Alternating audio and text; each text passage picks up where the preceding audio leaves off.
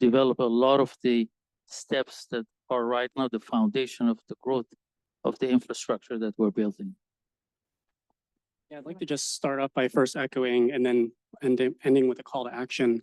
I think the word catalytic has come up quite a number of times today, and it certainly is not an understatement that the private sector venture capital firms certainly look to public sector investments to help de-risk many times first of a kind innovations that are so sorely needed to decarbonize our communities. And so for an early stage, startup like ours, it can't be overstated how invaluable that has been. I would say we've been very fortunate to partner with a number of incubators and programs such as the Los Angeles Clean Tech Incubator, which actually last year organized a group of us startups to actually come to Sacramento for an advocacy day to basically share some of the exciting innovations we're working on with assembly men and women like yourself to understand how we can basically take what we're doing, these massive, exciting visions, but then actually translate that to local direct impact. I think the call to action is early and often engagement to my fellow entrepreneurs out there to ensure that you're getting in the pipeline, you're getting the face time in, making that investment of time in relationship building, because certainly there's certainly a lot of sort of priorities that could be addressed, but I think just continuing to gently reinforce what you're working on is going to be really helpful, especially for those in the earlier stages. Do you want to add? Yes, for us, when we look at it, we appreciate that the state is backing all these initiatives. So in 2021, when these funding come into place, it was a challenge for all of us. We didn't know anything. So we start having to say, okay, how do you do, where do you start? When we hear about large class, heavy duty application combined with microgrid, all those terms sounds easy, but it challenged the whole industry back in 2021, getting into COVID. And when we started into COVID, the scarcity of having resources, equipment, and even having all these institutions be present to help us, that was a tremendous effort from all parties involved. So having the government institution behind all that, giving that boost to all the industry, shaking the system, really helped us bring people together. We would have not done it without the support of all the partners involved, whether they are the utility company, the solar company, the battery integrated company, the software agency. All parties were involved back in that days, just because we all have the same common purposes, and then we have the support of the state. Thank you. Let's move a little bit to people. So what does a strong workforce in the medium and heavy duty, high powered charging space look like? And then how do we prepare the workforce in this space for the accelerating shift of MDHD vehicles to electric? Anyone can start. I can start with that. So we, especially in our organization, we have over 60,000 employees. We operate the 20,000 asset I mentioned. So we do have a lot of people involved. We have on-site staff. We have our own maintenance technicians. We have our field operation. But this is a shift. So the focus was all on the mechanical part. How do you do diesel? How do you focus on more mechanical assets? But now we're shifting into electrification. So it required a new set of skills. It required training, adding more resources. And how do you convert the people you have on site to be more familiar working with electrified assets? So we have electric tractors, right? The maintenance on the battery inside the vehicle is different from maintaining a diesel vehicle. So all that training, getting the workforce also involved. Now you start tapping into early training. So you change the system, how you train all these technicians, in training school and even on site. So we have on-site training happening right now. We rely a lot or heavily on our partners, whether they are the OEMs, the charger manufacturer, and all the other external resources. But the workforce is still a challenge because we are in a shift going from what I would describe as mechanical into electrification.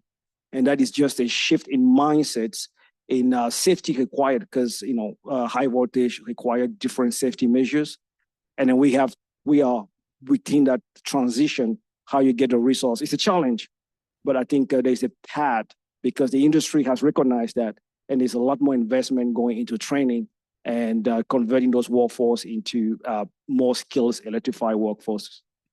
Thank you. Thank you.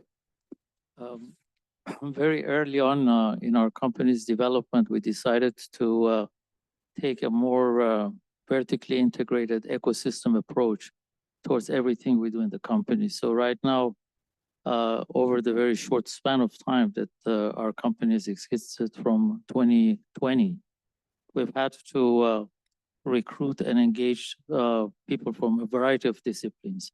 In the technology sector in particular, we have a number of very high caliber power electronics engineers that are helping us with the development of some of the core technologies in the medium voltage products. We have also recruited a large number of people in the operation and maintenance of our infrastructure facilities, the solar and battery storage, along with the charging equipment. We've had to also develop the resources and the capabilities in the software and energy management system, along with also recruiting people with the ability to maintain and operate battery electric trucks. Right now, we have a fleet that by the end of this year would be approaching approximately 100 battery electric trucks. And we've had to make sure that we have the internal resources to be able to operate and maintain the fleet. So definitely expansion and providing training and having the facilities for human resources and developing that has been extremely crucial to our success. Thank you. Yeah, I guess I could echo that on the OEM manufacturing side. So we're still sort of early days in the number of cumulative deployments, but I would say certainly a lot of the same lessons would apply towards how do you assemble these first of a kind systems and then actually deploy them safely, reliably, and impactfully. So I would say we're working with a number of partners that have the in-house expertise to help us develop training curriculums that can then be adapted to all sorts of third-party electricians, whether it's firms like WattEV that have their own electrician, or others where maybe like C-stores and gas stations of the future where they don't necessarily have that expertise, but still have the same need. And so we're sort of in the earlier stages of developing what that looks like nationally. But we've already begun to forge partnerships with entities like IBEW, the local union out of Detroit, and are beginning conversations now with the union out of San Mateo in terms of thinking it through regional training hubs for our system specifically, leveraging their just wealth of knowledge. Yeah, and I was going to add, that it's exciting with the heavy duty truck electrification because we're really pushing and we're trying to accelerate this technology adoption, and at the same time we're trying to make sure that our fleets accept this. We have the labor workforce to support all this activities, and so you have to bring all these things together. You can't look at them singularly, and just as a technology challenge, and so one of the things we're putting together now is more creating career pathways and some guidelines, some ideas to help early career people and people that aren't in the workforce yet, so they can understand career pathways that are available for them based on their interests and skills and their level of academic achievement there that they have, and so again we want to be able to create these career pathways, make sure that people know that there's jobs that are out there to do these kind of things, and so that they can then get their mind focused on, okay, that sounds really cool, I want to do that. So that's one of the things we're trying to do. That's really good. Thank you. Thank you all for sharing. And so what do you believe, I'm shifting a little bit to more futuristic, right? So what do you believe this sector needs to achieve a just and affordable clean energy future? Whether that be in terms of funding, policy, partnerships, or more that focus on, if we're going to talk about, as I said in the earlier, my focus has always been about quality of life. order to have a high quality of life, we need a just and affordable clean energy future, right? And so what do you think is needed?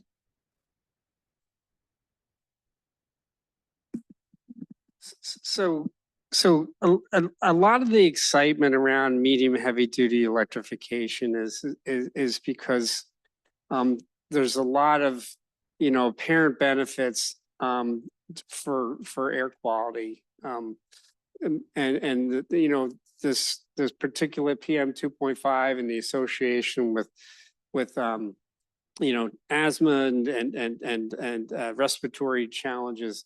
You know, there's a lot of science behind that, and so, but and a lot of people that work on this understand that, but it's still kind of an abstract concept for a lot of people, right?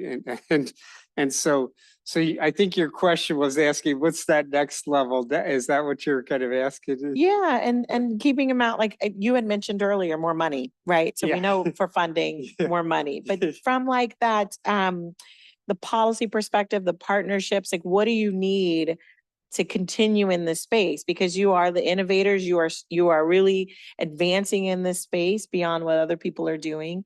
And it's critical for our frontline communities are bearing kind of the brunt of, you know, as you noted, in terms of air quality. So wondering what more do you think you need? Their funding is there in terms of EPIC investments, and we want to continue to renew that so you can have more of it. Yeah. And continue to invest in it. But what do you think the missing pieces are to, as we were talking about accelerating, you know, electrification of, you know, the HD transportation? What do you think? So I think what's really interesting right now in this segment, and I'm sorry for is we're kind of, we've done the pilots and demonstrations and we're getting through those and we're getting lessons learned. And it's that next phase you're asking about is like, how do you kind of go at it at scale is I think, and I think there's still hesitancy on investment in the investment world Okay. around, when you talk to, you know, some of the big warehouse operators, they're concerned that there's not enough vehicles. And if you talk to there's a slight recession in the fleet in the goods movement, freight industry right now. And so I think there's a little bit of a concern on the investment side for people of like, you know, where's this going and does this pencil out? And he's going to be the guy that's going to talk about, you know, from that perspective, because they're the folks that had to buy the vehicles and sponsor that. But, Yeah, Yeah. And then we'll go to Vince after. I can write a book about what's needed. The fact is that the battery electric trucks are extremely expensive. You're looking at roughly about $500,000 to purchase one and put it into operation. So when you look at that expensive asset, it really comes down to economics. How can you make this technology and this economics work? So one of the handicaps that exists right now in the business, aside from the excessive cost of the truck, is how long does it take to charge the truck? Practically what you're talking about is investment in a very high piece of asset that has to work around the clock to pay for itself.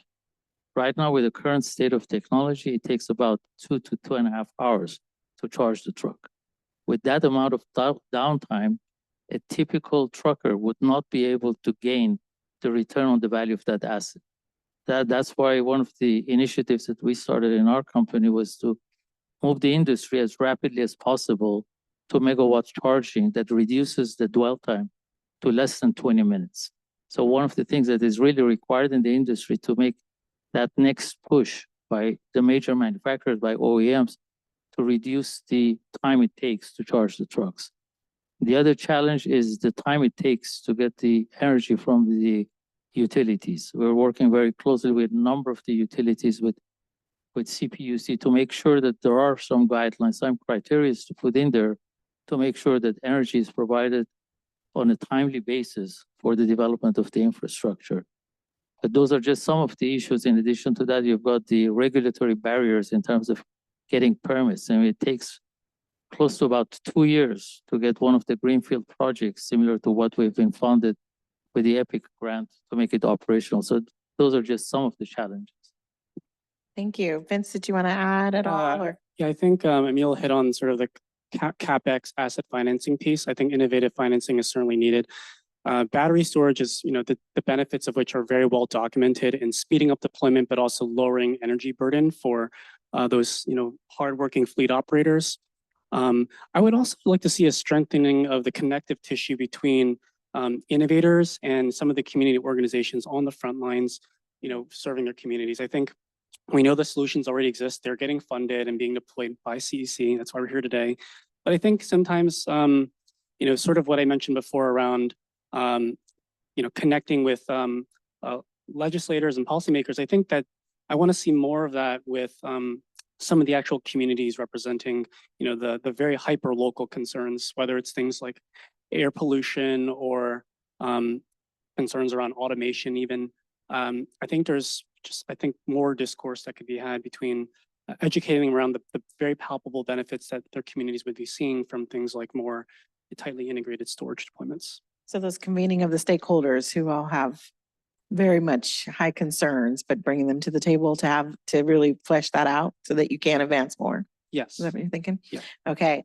So we have probably about 10 more minutes before we can maybe open it up to Q&A. So I'm going to do some questions for each of you individually.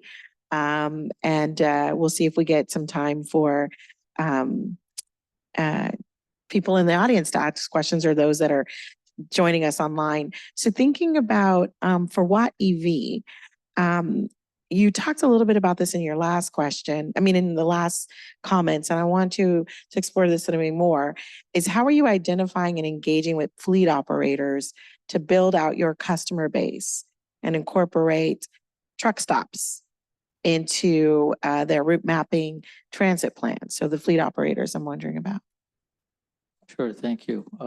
Our current customers include some of the largest brands that you're familiar with. For example, Procter & Gamble, Amazon, and many of the other major brands that you come across daily. So we start by making sure that we have access to some of the routes and the daily tours that they engage in their trucking operation.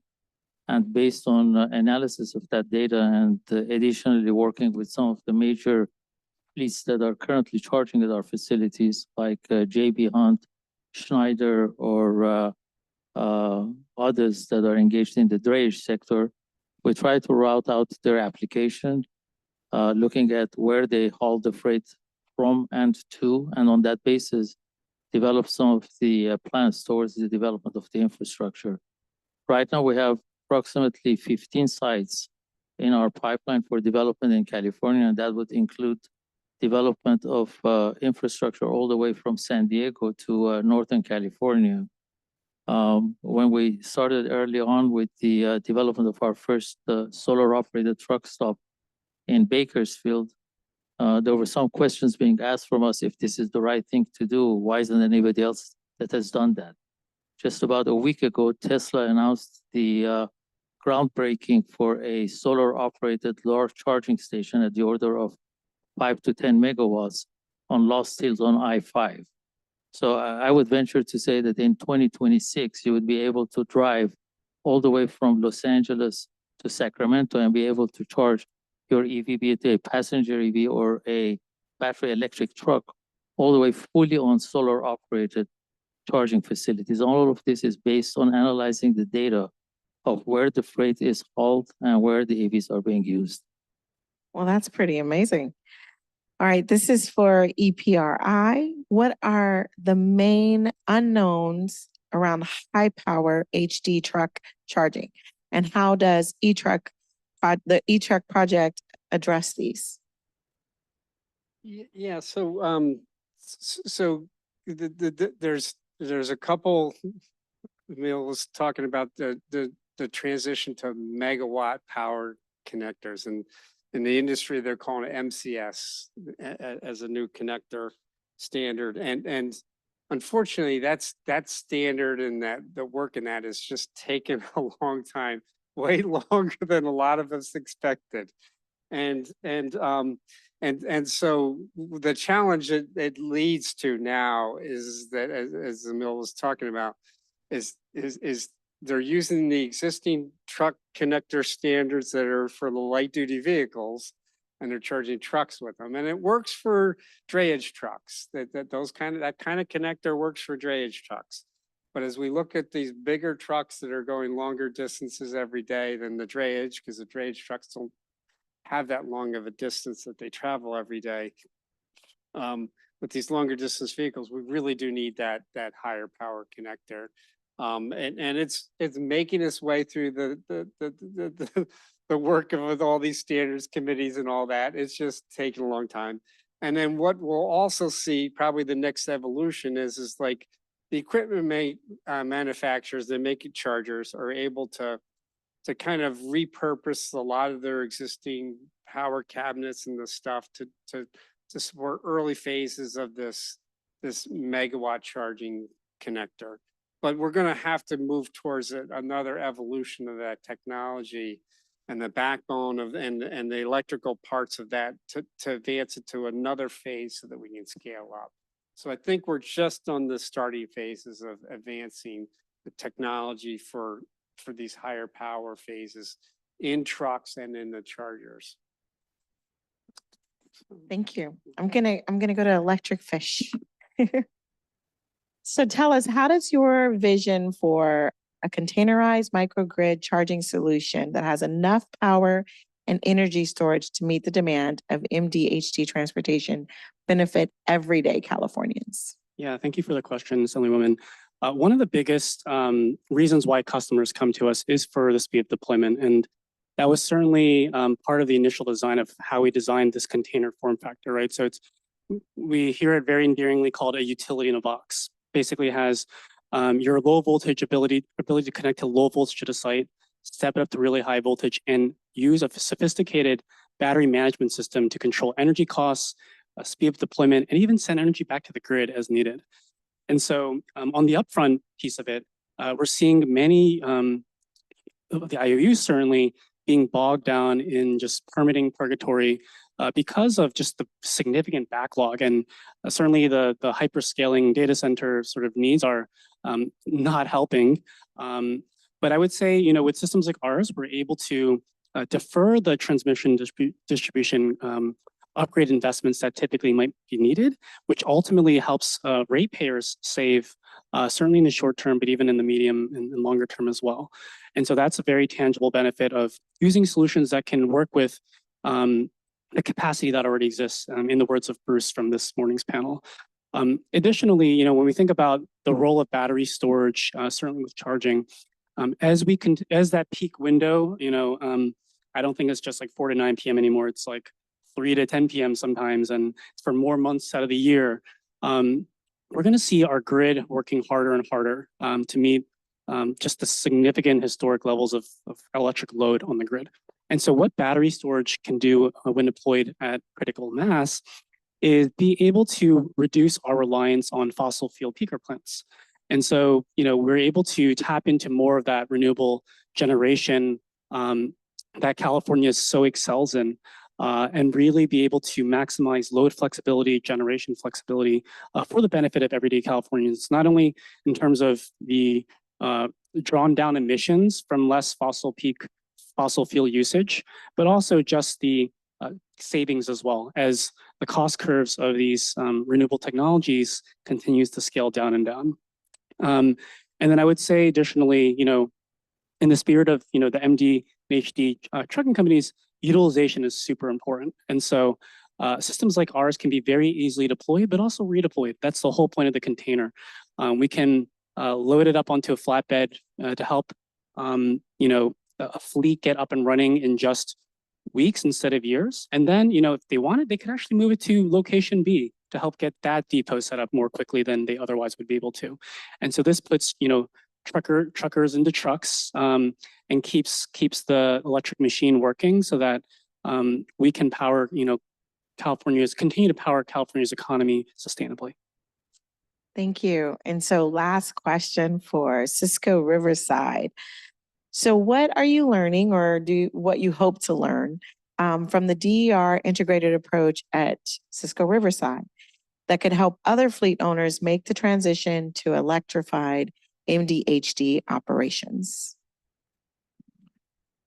Yeah, thank you for the question. So I will break that down into two separate. Is the planning, how do you get to where we are today? I think that was the one of the most complex projects that we've done over the past couple of years.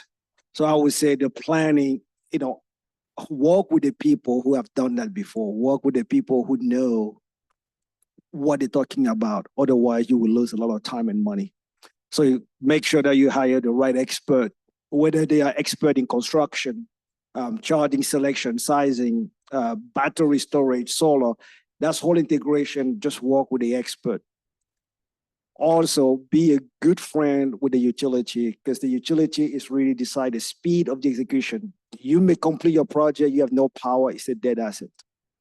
So now we are in the position where we have deployed our assets.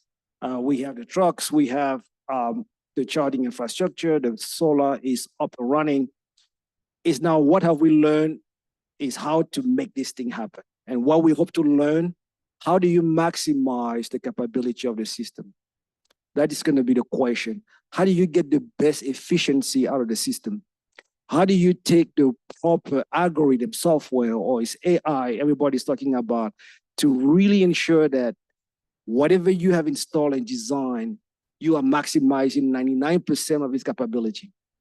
That is the key, because keep in mind, we invested a lot of capital into these projects, multi-million-dollar projects.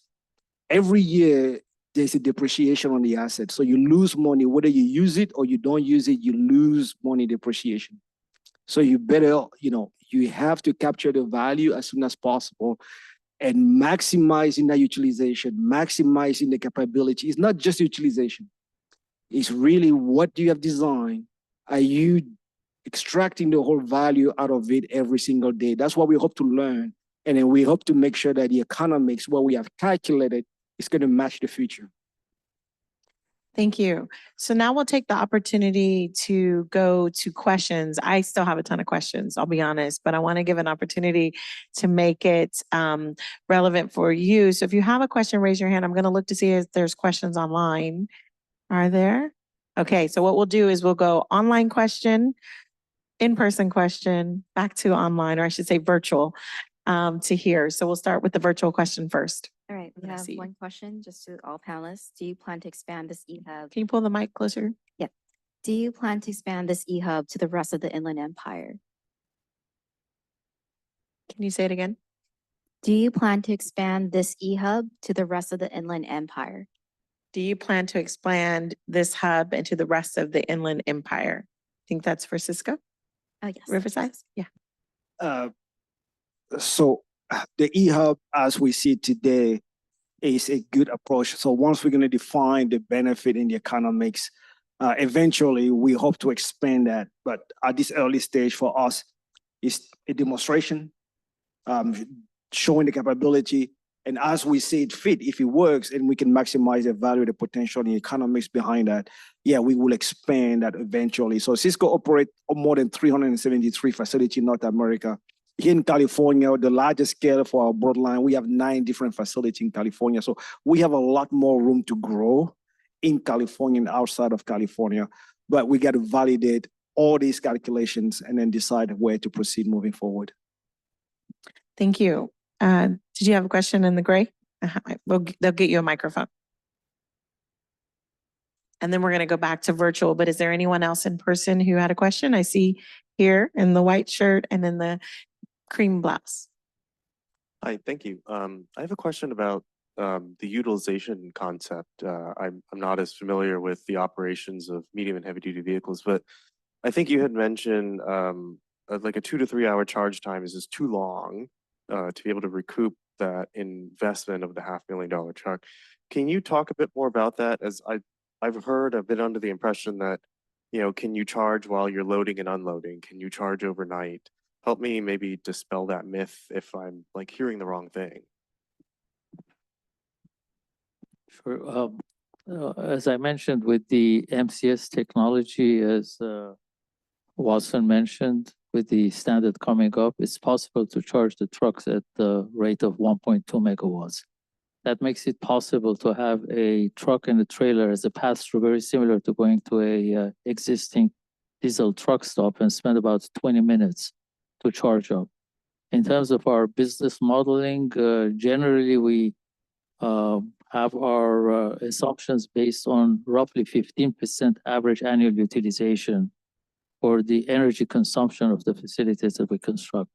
That's a bit higher than the typical energy consumption that you see at the passenger vehicle charging facilities, because of the fact that with the truck stop operation, you have a much higher level of predictability on when to charge and how to charge.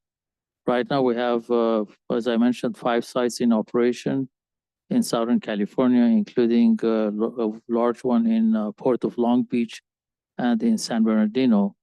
And generally, between our fleet and the other public fleets that are charging at our facility, we're having a utilization that is upwards of 10% to 15% based on the total annualized 8,760 hours of capacity out of the energy that is available at each site. Thank you. Now to virtual. Yes, so we had a question to ask. Have you heard if the California Weights and Measure will enforce their safety and quality standards that was slated to start to begin January 2023? Oh, did you hear you want to repeat it? I can say A it little again. closer. Yeah. So I think You it get was it? around the weights and measures and the transaction qualification process that's going on. Is that Yes. what the Yes, that's correct. what the question was? And what was there concern that they had, or? It was or- supposed to start in January 2023, and they were asking if anybody in the panel has heard about those safety and standards going out and Okay. being enforced. Does anyone Yeah. in the panel know about the safety standards that were supposed to start in January 2023 going out and being actually enforced?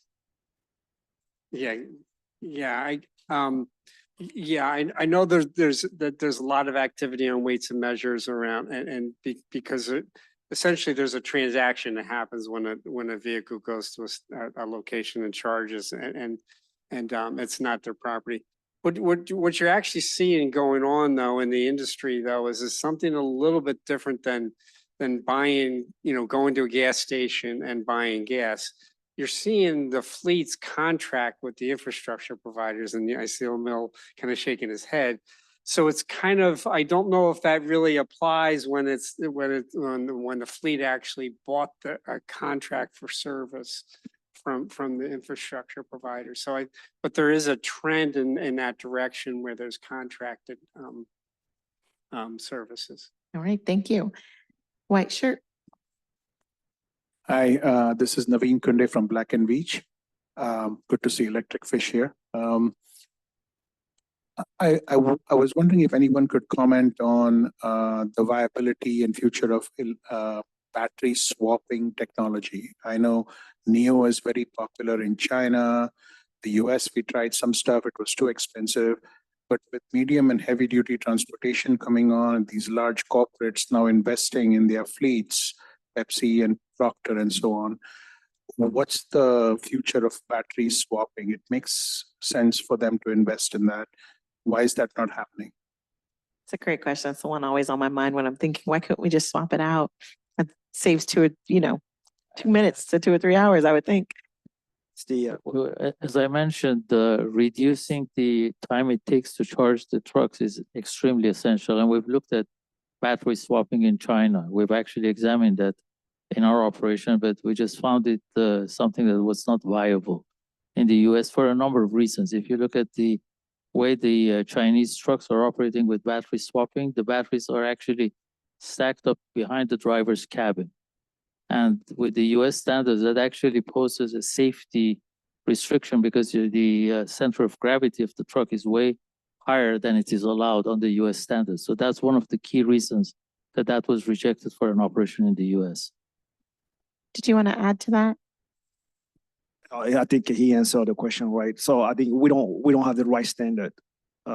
We need a standardization on how these trucks are being manufactured. Today, you look in North America, we have the Tesla, the Freightliner, the Navistar, all these companies They have a complete different way to change the battery, to install the battery, to design the battery, whether it is behind the cab, underneath the cab, along the chassis.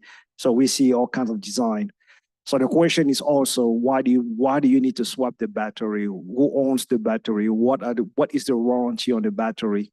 Are you better off charging in less than 15 minutes or 20 minutes than changing a battery? So all this, I think the US is following a different approach.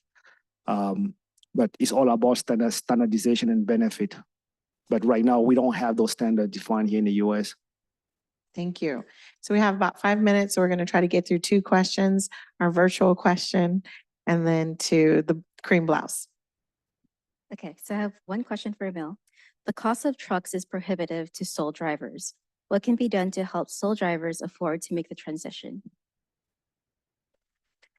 So we can see it here. The cost of trucks is prohibitive to solo drivers. What can be done to help sole drivers afford to make the transition?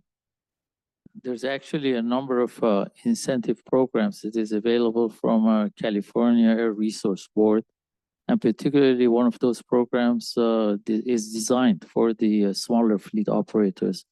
The amount of incentives that are available for the small fleet operators, part of a program called ISEV, or alternatively programs that allows small fleet operators to purchase or lease their trucks, makes it quite a bit more attractive in terms of reducing the cost of the ownership. So we actually do have a support for that program as part of something we call Truck as a Service, where we provide a number of the facilities for smaller fleet operators to be able to acquire their battery electric trucks from Watt EV along with the charging. So essentially, we today have a number of our customers in that very category. Thank you. And to our last question. Oh, wait. Oh, all the way back there. Okay, I think we were supposed to go here, but we'll go ahead. She said it's okay. I'll be So quick. go ahead. That's right. Okay. First of all, thank you all for your time and expertise today. Curious, this might be slightly outside the scope of just electrification, but curious your thoughts on the impact of vehicle to grid charging and how that fits into the conversation, or if that's even a consideration right now at all. Just curious your thoughts on that. Yeah, I would say certainly within the medium duty space, school buses have emerged as a lightning rod for this sort of initiative. Because just given the seasonality of their school schedules, during summer and winter. And I think we heard, I don't know if you were here this morning, but Chair Hochschild talked about this really exciting project in Oakland where they have, I think, 74 buses and chargers that are already beginning to engage in V2G. And so it's, I think as Watson pointed out, we're now out of the pilot stage for many of these, or maybe even just a few years ago, very much in the lab. And so I think there's a number of CEC programs coming up that I think are looking at just the broader adoption of distributed energy assets that can feed into the grid during those very periods of grid congestion. And so school buses obviously will be, well, I think really important, but could potentially also provide a template for other types of medium, heavy duty, even light duty vehicles that can participate as well. Thank you. Now I think we have enough time to fit in that last question. Thank you. Well, thank you all. Super interesting. And we're in the early days of electric trucking and tractors. And I wondered if you wanted to comment on, where we should be focusing, right? Where is it around the megawatt charging systems? Is it on the absolute number of charge rigs available on the corridors? Or is it really in this maximizing the value from the systems that early fleet operators are investing in? Because sometimes it's hard to do it all at once. That's a really good question, but it depends who you ask. If you ask Emil running a business to do charging as a service and so on, they have a different mindset. We run a business for food delivery, and every mile we calculate the cost per mile, right?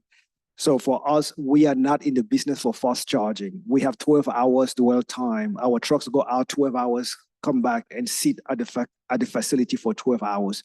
So we have plenty of time to really charge the battery. So megawatt is not something for us because we do behind the fence charging. what is critical for us is really the value. And did that answer your question? We need to see the cost of the vehicle coming down. We need to see the cost of the charger coming down so that we are at par with diesel. We have options. You know, in our business, we do substitution. We can keep doing what we're doing with diesel. We can still running, you know, gliding with diesel as we fit, because that's what we did today. So the shift is something that we do because we want to reduce our emission. However, it has to be cost efficient. But I would like Emil to answer the question as well, because he's looking with a different lens. I'm looking more, what is my payback? He wants to make more money. So he can answer that question. It's not just wanting to make more money. You have to really make the business cost effective for the transporters, for the truckers. It's absolutely true that in behind the fence applications, as Cisco is experiencing, the use case is somewhat different. But when you look at the typical workflow of a trucker, they don't use their diesel truck with the idea that they would go and refuel it behind somebody's fence. They're accustomed to go to a truck stop, to a gas station, and make sure that fuel is available to them anytime they want. So our approach is to make sure that we create an infrastructure that is consistent with the workflow of the truckers as they experience it today, which means that they have to have access to charging facilities on the freight routes, and they would be able to freely go there and refuel or re-energize their truck in less than 20 minutes. Yeah, one observation, a couple of observations I've seen with some of our heavy duty trucking partners is that there's no one end all be all solution per se. Many of our partners are looking at a portfolio of charging infrastructure. So you might have some of the slower chargers maybe for overnight because they're easier to set up, but then maybe like a ratio of 10 to 1, 20 to 1 in terms of slower to fast, really fast, maybe even at the megawatt speeds. Our charger, for instance, is capped at 350 kilowatts, which is kind of like the entry level for some of the Class A trucking protocols. But in addition, we've heard a little bit about behind the fence. One thing that's popping up is en route charging as well. Might there be, especially as a fleet is waiting to be operationalized, over the course of 2 to 5 years, with say SCE, you might have an interim temporary sort of station or location that is set up temporarily as that site's getting set up. So there's, I would say, a portfolio of solutions actively being reviewed. But I think, we'll begin to see more convergence, hopefully around MCS as that continues to develop. Thank you. Well, it's been an absolute honor to host this discussion today. Can we give a round of applause for our panelists? Thank you all for your expertise, your innovation, and being a part of making California better and have a bright, clean energy future.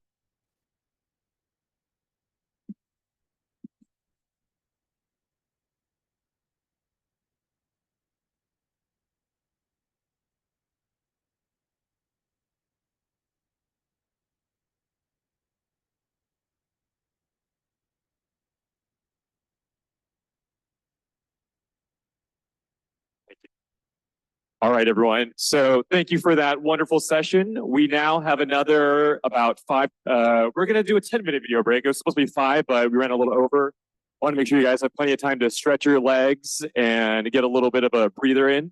So we're going to be reconvening in about 5-10 minutes. So we'll say at about 2:25, a little after 2:25, for our next sessions. In this room, we'll have our building decarbonization breakout session. Otherwise, for our industrial decarbonization session, that will be upstairs in our second floor conference room breakout session.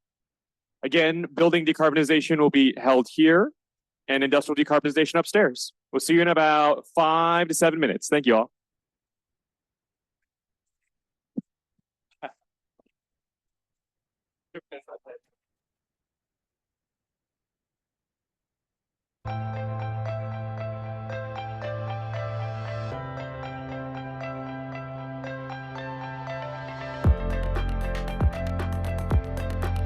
WattEV was created for the purpose of electrifying the transportation industry and really accelerating that change.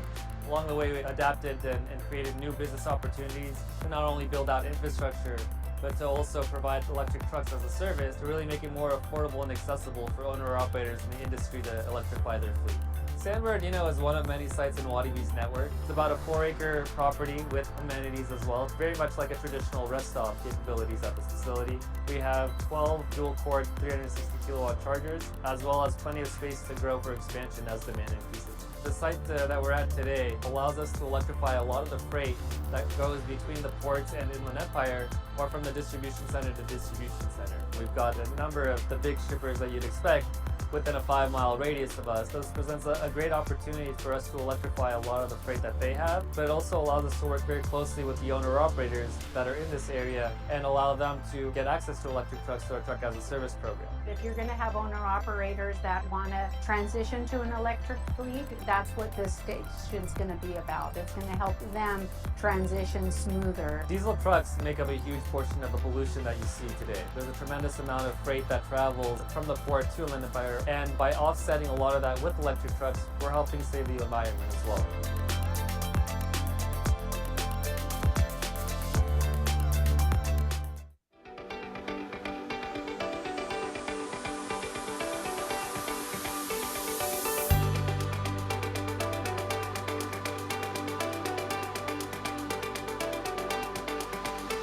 All of our sites are designed to scale. We start with the current demand that exists around us. So as the demand grows, we can start building and expanding the site to add more chargers, as well as new technology.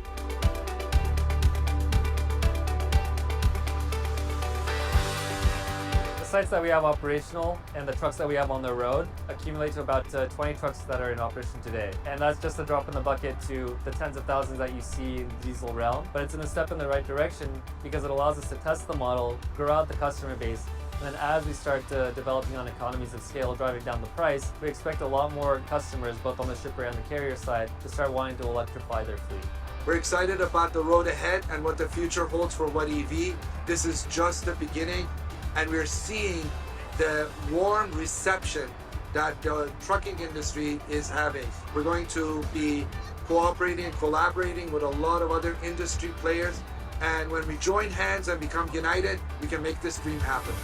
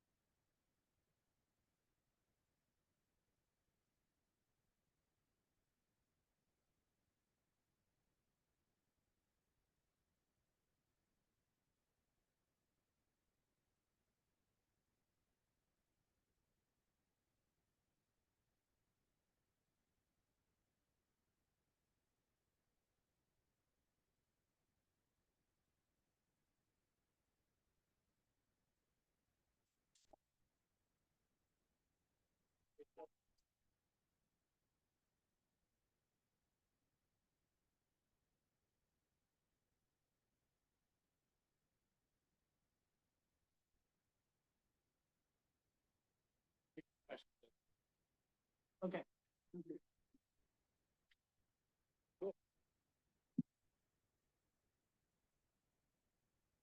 Okay, let's get started, everyone.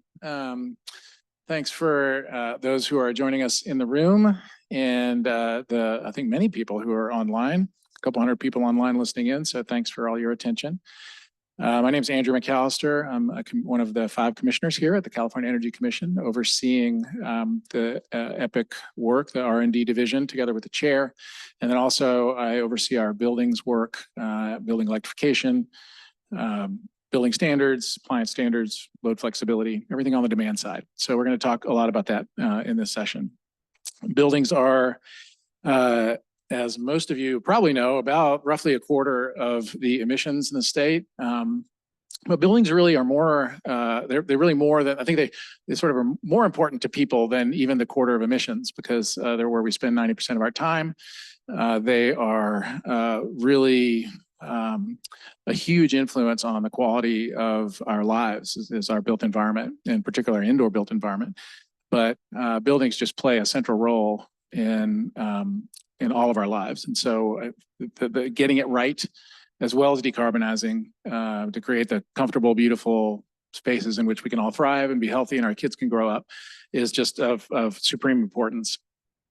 So in California, we have obviously the goal to get our whole economy decarbonized by mid-century, by 2045. And that includes our electric system and all of our energy systems and all of our transportation systems, a lot of pieces to sort of coordinate across to get to where we need to go.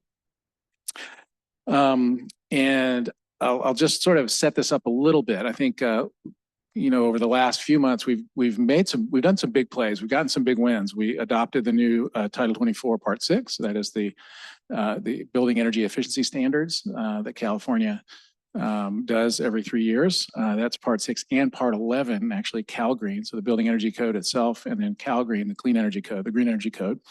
Both of those have been adopted and will go into effect January 1 of 2026. And that really does pivot our new construction to mostly all electric. We understand that the builders now will mostly be building all electric based on the incredible energy efficiency that heat pumps bring to the table, to the fore. We also are, over the coming months, actually, we just rolled out the first iteration of the first initiative under the federal IRA investments that the Biden administration is making. The HERE program, which is an appliance rebate program, we're focusing our resources mostly on low income. There will be a retail component that'll be rolling out the next half year or so. There will also be the homes program, which will be sort of a state and federal equitable building decarbonization is the overarching kind of umbrella program, which together with state and federal resources will be bringing more than $500 million to direct install, focused again on low income, under-resourced parts of the state.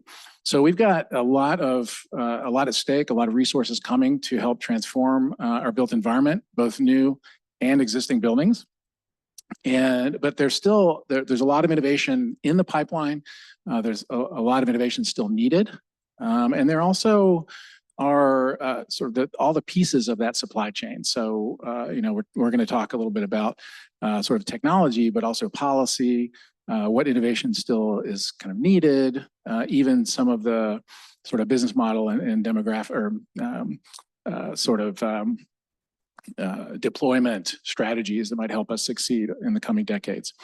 So really happy to have our speakers here, and I'll just introduce them very briefly, and then we'll each one will have a little intro, a few minutes of intro, and then we'll go into some discussion.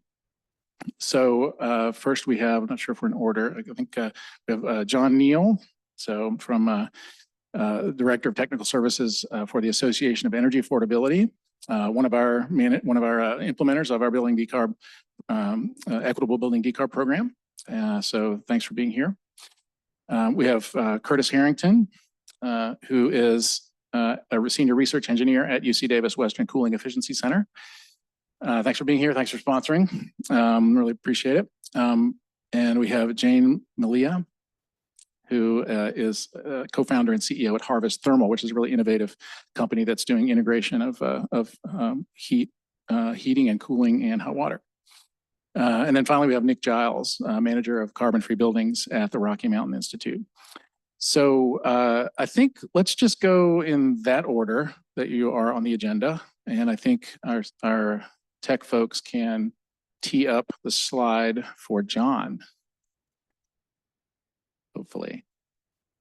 I've been told that that can happen. So here we go. Great. Uh-oh. Let's just go in the order that the slides are there. So, well, okay, either way. Let's see. There you go, John. Okay, there he is. Okay, thanks. Back. Yeah, so super excited to be here. I have just a few images from some recent and sort of concluding research that we're involved with the EPIC program. And you can sort of see in the upper left-hand corner, we're involved in some large capacity heat pump water heating systems. And I'd like to talk a little bit about that later today. A lot of great technology that's involved in the market now. And then everything else is sort of looking at here are sort of prefab solutions that we're trying out primarily in multifamily housing. So prefab all electric kitchens that you can install in a day, prefab phenolic soffit ducts that go up, in a day, and also envelope components that Nick is going to talk about. And so we're sort of looking at like packetizing and getting these sorts of systems installed as sort of fast as we can and testing that out. And then we also have sort of included here the Oakland Eco Block project, where we're sort of looking at different types of scale and different types of approach. Great, thanks for that. Lots of fodder to talk about. And Curtis, let's go to you next. All right, thanks very much, everybody. I'm Curtis Harrington. I am a research engineering manager at the UC Davis Western Cooling Efficiency Center. Really appreciate the opportunity to present today on some of the work we're doing. A lot of it is funded up by the EPIC program, so appreciate the EPIC program for a lot of this research development. I'm going to talk about a few projects here on the screen today, but there's many others, and those might come up during the conversation. The first one that I wanted to highlight was this aerosol sealing process that we've been developing at UC Davis. This has been a 10-year process. We licensed this technology, and it's now being used primarily for new construction to seal building envelopes really tight, tighter than builders can typically do with standard production. But now we're looking at ways to apply this technology to retrofits in existing homes from attics and crawl spaces.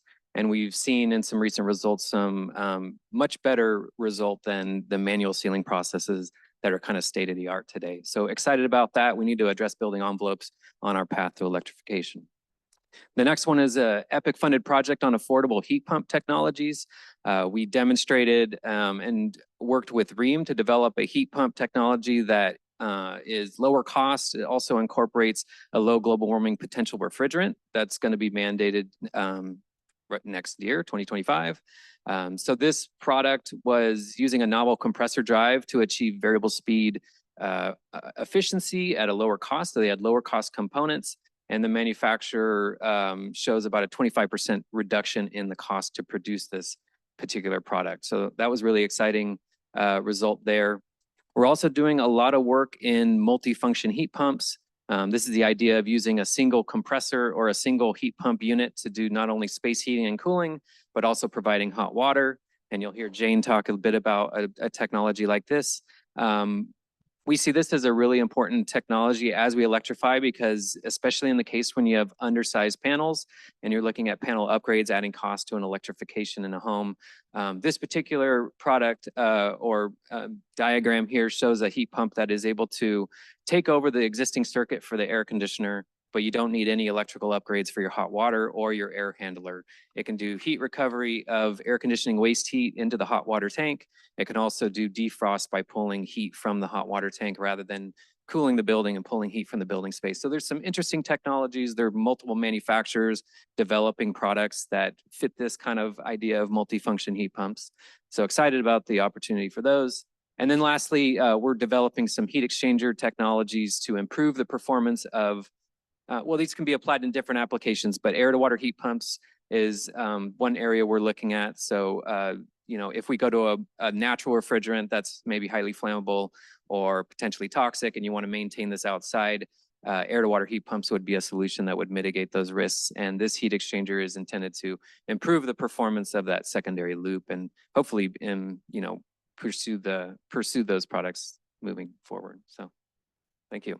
Happy to be here. Beautiful. Thanks a lot. Jane, on to you. Excited to hear about Harvest. Sure. Hello, everybody. I'm Jane, the CEO and co-founder of Harvest. And first of all, it's a real pleasure to be here. And I wanted to say Harvest has been the proud recipient of several EPIC awards, either as a sub to companies like Franklin and LBNL, or most recently as a prime with the ramp. So we would not be where we are today without CEC. So thank you. So Harvest, what do? We combine heat pumps with thermal storage and some really smart controls to allow us to deliver clean electric heating and hot waters to homes that use the cheapest electricity to reduce bills, reduce emissions, and give the grid flexibility that we need for scale. So we were asked to provide just one slide to explain what we did. So I picked these two images here. So on the left, the pie chart, for me, this was a mind-blowing chart to see that heating and hot water, just those two things, represent over 60% of the energy used in our homes. And most of that is from burning gas in furnaces and water heaters. And that's responsible for about 10% of US climate emissions, more than our cars. So heat pumps are the real heroes of building decarbonization. They move heat rather than generating it. So this is how we're going to be able to transition from gas in a way that's going to be, clean.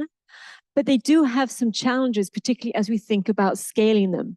And that's what the second diagram on the right is all about. So this is a day in the life of the grid between midnight and midnight. And in gray, you can see that in the morning and the evening, the grid's expensive and there are higher emissions to generate that electricity. Regular heat pumps are going to run when you need heating and hot water on the red line, adding load to the grid, driving the need for costly capacity upgrades. Now, wouldn't it be awesome if you could run that heat pump on the green line in the middle of the day when there's a lot of solar, when there's a surplus of solar? And that's what you can do if you combine heat pumps with thermal storage and controls, just as what Harvest is doing. So making the load flexible, reducing bills, reducing emissions, and really driving towards maximum scalability and affordability. Thank you. Great. Well, thanks a lot. So Nick, on to you to bring it home. Okay. Good afternoon, everybody. I'm Nick Giles. I'm a manager at RMI's Carbon Free Buildings Division. RMI is a global think tank devoted to transforming energy systems. And my program, Realize California, sought to develop through various pilot demonstrations a standardized or package approach to deep energy retrofits statewide. And what I'm showing you today on these two slides are a couple of our pilot demonstrations, one from the Central Valley at Veracruz and one from the Inland Empire at Corona del Rey, or CDR, it's called up there. And what you can see in the two packages that we deployed across these sites, and this is, I'll talk about this a bit more, a bit of an apples to oranges comparison, is that we sought to develop different packages based on the level of envelope intervention. So at a site like CDR, we use these prefab EIFS panels. So we stripped down the building and then completely wrapped it. And then at a site like Veracruz, we used insulated metal panels, or IMPs. Those are actually not an emerging technology. Those have been around since the 60s. But what we're going to do across the demonstrations as we wind down our award, because there's only a couple months left, is compare through our M&V data, the energy and economics of the packages that we deployed. So really quickly, before we hop into my video, Karen Perrin, Felix Villanueva, and Adele Suleiman, can you please stand up? So these are the CAMs for the awards that funded our project. And I gotta say, you cannot retrofit 300,000 square feet in climate zones statewide without the grace, the patience, and the support of the people I just mentioned. So we are very, very grateful to have your support over the course of a project that started in 2017. So we're 7 years into deploying these packages. And I guess this is the cue the video moment. Imagine easily upgrading our buildings so that they perform better for us. Quieter, cleaner, more comfortable, and no surprises on your energy bill. All delivered in a simple package designed to reduce environmental impact. Sounds great, right? Because residential buildings currently account for approximately 20% of the United States' total greenhouse gas emissions, and energy retrofits are expensive and complex. It's time to rethink our approach. Luckily, Realize has a solution. Realize, a Rocky Mountain Institute initiative and growing movement in the building sector, is driving a zero-carbon, whole building retrofit revolution by developing easily installed packages with built-in financing that improve occupants' comfort and transform building energy use across the country. How does it work? These pre-optimized retro kits include technologies such as prefabricated facade panels, efficient heating and cooling systems, insulated roof panels with solar and electric appliances, all designed to reduce construction time and reduce confusion through the design process. Tenants can even stay in their homes throughout installation. The result is a better-looking building that operates with zero emissions. To make this vision a reality, we're working alongside building owners, state governments, architects, manufacturers, and housing agencies to catalyze an equitable retrofit movement, beginning in the affordable multifamily sector and then spreading to all residential buildings. Realize aims to accelerate building decarbonization by deploying affordable, streamlined solutions that make buildings healthier for people and the planet. To learn more, visit our website or reach out to us at realize@rmi.org and join in our movement to decarbonize U.S. buildings. That was great. Well, thanks for those intros. Help us get to know a little bit more about you and your efforts. So lots to talk about. It's great to see. I want to just call it a couple things. AeroSeal is great technology. I really am glad to see that sort of maturing and finding a path into the marketplace. I wish I'd been around when I built my house a few years ago. And then also another kind of experience of my own is that, great house, new construction, passive house, all electric and the whole thing. But around one end of the house, there's like 3 outdoor units, right? And for the water heater, which is a split unit, and HVAC, and then a mini split in a side room. And it all could be one outdoor unit, all nice and beautiful, and well controlled, right? And so all of you in your own ways are working towards that kind of integration, and I want to just dig into that a little bit. First, just a general question, really. How would you characterize the state of building electrification at present? On the one hand, what are the exciting innovations in R&D, and how they are shaping the future of buildings? And how do we sort of, how can that market scale, or what's the sort of status, and where do we stand sort of in that trajectory? And any order is fine. Why don't we start with Nick and move this way? I feel really lucky because I think John and I had a similar response, but I would say promising.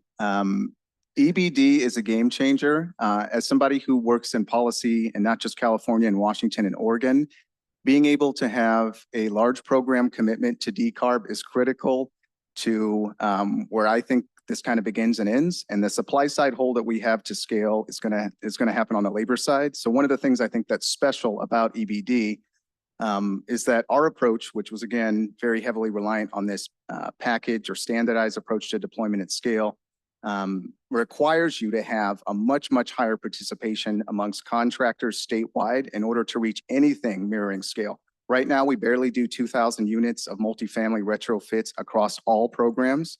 And our data indicates you could do somewhere closer to 50,000 a year all the way to 2050. So if you think about what we need to do and where the opportunity is, and I can talk about this more later, but you need to demonstrate to contractors or the workforce that this is something more than what we've had in the last 20 years in this energy efficiency space, which is scattered incentive programs. And for the most part, residential construction has been viewed as kind of low wage, non-existent benefit, and kind of scattered work. So in order for us to get to scale, EBD also kind of calls out partnership with the trades through its workforce language. And it provides cost allowances or funding for the electrical and remediation measures that most of these projects are going to require.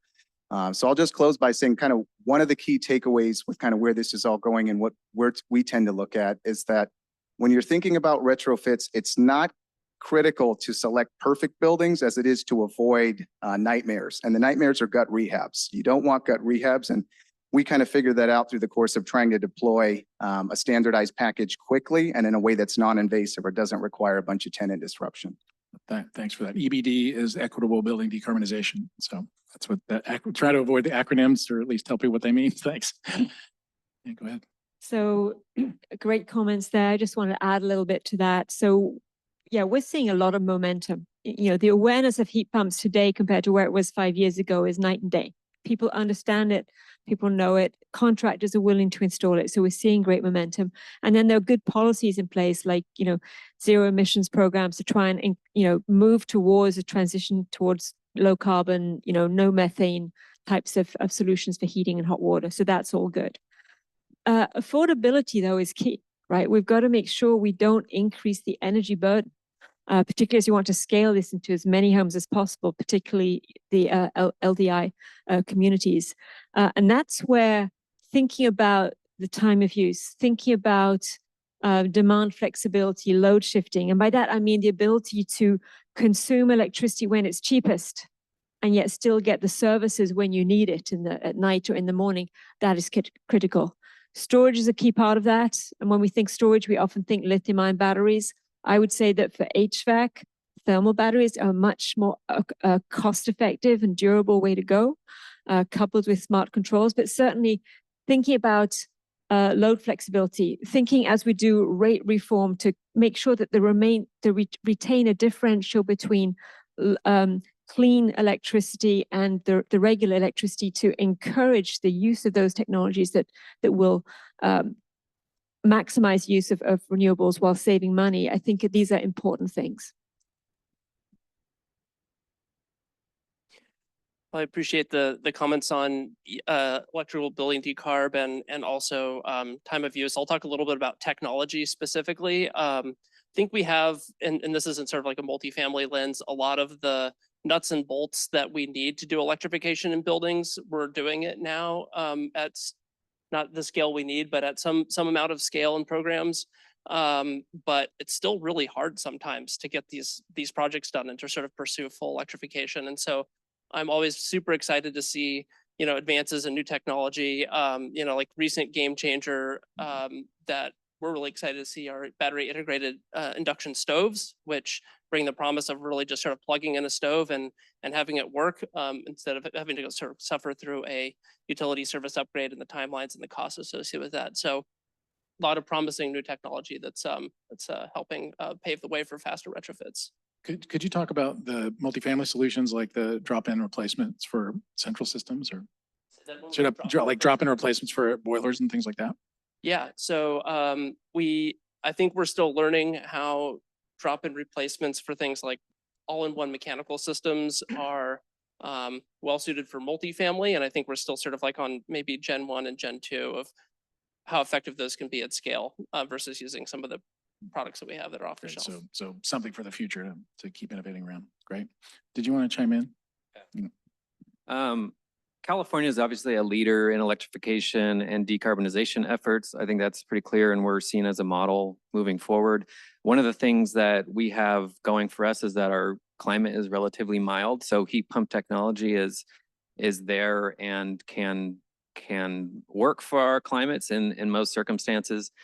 We can also, one of the things that we're really interested in doing is trying to avoid kind of the use of electric resistance heat, which is typically used for backup heat, and we think it's not necessarily needed in many circumstances. So trying to understand where and when those systems might be necessary, I think is key to trying to pursue this electrification and not add grid stress. Again, the centralized heat pump technologies that can, if you imagine the potential peak load that a distributed system approach would have on the grid versus a system that is sharing one circuit, there's huge opportunity there. And then the other thing is our grid is already relatively clean. If you look at some of these electrification efforts in other states, maybe that are heavily reliant on coal-fired power, electrification actually can add carbon to the environment. And so there's a bit of a cart and horse scenario where do we electrify and then address the grid? But I think California is a great area to play with these ideas and try to work through some of these solutions. Really appreciate all those answers. Thanks a lot. And at the same time, we do have a mild climate, but at the same time, California, over the last, half century, really, up until maybe 10 years ago, actually expanding the gas grid was seen as, clean energy policy. And so we have roughly 90% of the state is connected to the retail gas distribution grid. And so that's far higher than most states. So now we're sort of wanting to pivot away from that, but it's not just going to happen overnight. It's really going to take a lot of effort and big numbers of investment. And I wanted to ask about how we get to those big numbers. So a couple of years ago, Governor Newsom in 2022, Governor Newsom set an ambitious goal of getting to 3 million climate-ready homes by 2030 and 7 million by 2035. And alongside that is a goal to get to 6 million heat pumps by 2030. So there's some big numbers. And we're talking about, I think, Nick, you mentioned the sort of scale that we need to get there, right? I mean, if with some round numbers, if you have roughly, say, 5 million households that need pretty large projects on their apartment or their home, many of those are renters, and multiply by, a reasonable number for what that costs per unit, you get into the hundreds of billions of dollars, right? And we've got EBD, equitable building decarb, is $1 billion plus. Great start, historically amazing, but really not nearly the scale that we need. So we have to really keep accelerating and then sustain these accelerated investments over the next 2 decades at least. And so to really have a chance of getting to the numbers we need. So all this is to say, you've hinted at some of the issues, that some of the barriers to getting to scale and some of the innovations that are going to help us get there. But I want to just sort of ask what role technology innovation can play in meeting these goals, what emerging technologies could improve the performance of heat pumps and the effectiveness of heat pumps in California's diverse climate zones. Sort of how do we get to that kind of scale? Okay, so I'm going to touch on where I think there's the most impact when it comes to cost compression with not just heat pumps, but other components that we kind of associate with decarb generally. And for us, it's going to be on project delivery integration. So one of the things that we sought to do at Realize was really explore whether or not a administrator, as they would be called in EBD, or a solution provider that was vertically integrated and could perform what we would consider full scope decarb services. So this would be an entity that could be a utility, a local government, an ESCO, a CBO, or a combination of all of those actors to be able to scope a project, go out and perform the energy assessments and field audits required to make sure the package worked with the building. And then in turn be able to finance and entitle the project and then deliver it with their own contractor network. We found that there wasn't much integration amongst folks that are currently capable of doing some of those services. And it's critical because we started from a place where we thought you could get as much as 50% cost compression using a prefab approach. So using these industrialized or offsite components and getting to a point where you had trained a contractor registry and could perform all of these services in-house, that you could get significant cost compression. I will tell you that the numbers are nowhere close to that from what we're seeing right now. It's more realistic that you'll probably get something around 10 to 15% cost compression, at least right now. But that's also contingent on some other factors like a manufacturer consortium that's agreeing to give you bulk pricing or volumetric pricing for scale. So for us, process integration as it pertains to delivery is something that hopefully EBD is able to foster through the administrators that are deploying these retrofits, training contractors. And lastly, I'll say there's this underlying component of demand aggregation, which is critical. I won't spend a lot of time on it, but it was kind of underlying the rationale behind Realize. We work specifically with large portfolio operators, so we weren't looking for small mom and pops. We wanted the Edens, the Self-Helps, the National Cores, folks that have thousands of units of multifamily. And we got commitments from them to mirror deployment at scale for something like funded units through a program like EBD. So Fascinating. How does Harvest look at the innovation and how you're going to get to scale and participate in this big scale up? There are a lot of things we can chat about there. I mean, I think you brought up some interesting numbers there. I think something like 90% of homes in California are using gas, and that's about 60% of the energy use of homes. And we have this lofty goal, which is fantastic, of electrifying that. And it's impressive what we're taking on. We're transitioning from gas to electric for so many homes in a shorter time period as possible. And that's where we need to be partners. We need to be allies, you know, helping the grid, helping the homeowners do this in a way that's going to be cost effective. And that's really where Harvest and companies like us can come into play. Because if we all need to heat our homes at the same time, we're adding load to the grid. That will drive up costs. There's just an investment needed to do that. So how can we help? That means combining thermal batteries, combining control so we can use electricity whenever it's clean and cheap and allow people to electrify without that increasing that energy burden, which makes it a much more equitable and scalable deployment. Now, I think you're alluding to other things as well as to how we can address that. So, you know, right now, Harvest, we're combining, you know, a heat pump for heating and hot water with a control unit and a thermal battery, which is a hot water tank. But we can integrate that. We can make that more streamlined and more cost effective. The next thing, you know, we've just, you know, very pleased to announce that we've been the recipient of a grant from the Department of Energy. And that will allow us to further integrate our systems. That control unit, and we have a tank, stick the control unit on the tank. So we have less plumbing, less wiring, make it easier and cheaper to install. We currently have a heat pump for your heating and your hot water. And if you want cooling, you use an AC unit. So 2 separate units. Again, that DOE grant is going to help us work with, for example, R290 heat pumps to have a single reversible heat pump that's going to deliver heating, hot water, and cooling with storage for really unbeatable economics. And that's how we scale, as well as getting the operating costs down. Thank you. Great. Thanks a lot. And I'll just point out that those 2 end uses, I mean, you know, it's not all about heat pumps. Absolutely. You know, it goes far beyond that, but the heating, hot water and HVAC furnaces are 80% of the emissions associated with a house because our electricity is already pretty clean and getting cleaner. So you knock off those 2 end uses and turn those into electric, and you've really, you know, kind of, for most intents and purposes, you've almost decarbonized that home. So really, really important to acknowledge that. I guess maybe I want to move on actually and talk a little bit about equity. Actually, maybe I'll start with Curtis or John. But by definition, if we don't bring everybody along in California and decarbonize, you know, every unit and you know, touch every building, we're not going to get to our goal, right? That's the numbers, right? And so we're trying to change the program environment to really start with under-resourced communities and communities at risk, communities of concern, and build the market there, and then go upstream or go, you know, up market from there. And so that's a little bit different than some of the programs in the past, like solar and other initiatives. But really important to have solutions that work for those communities. And we've built that into the EBD program with, you know, requiring sort of on the ground partners, CBOs who already know each community and can really work effectively with that community.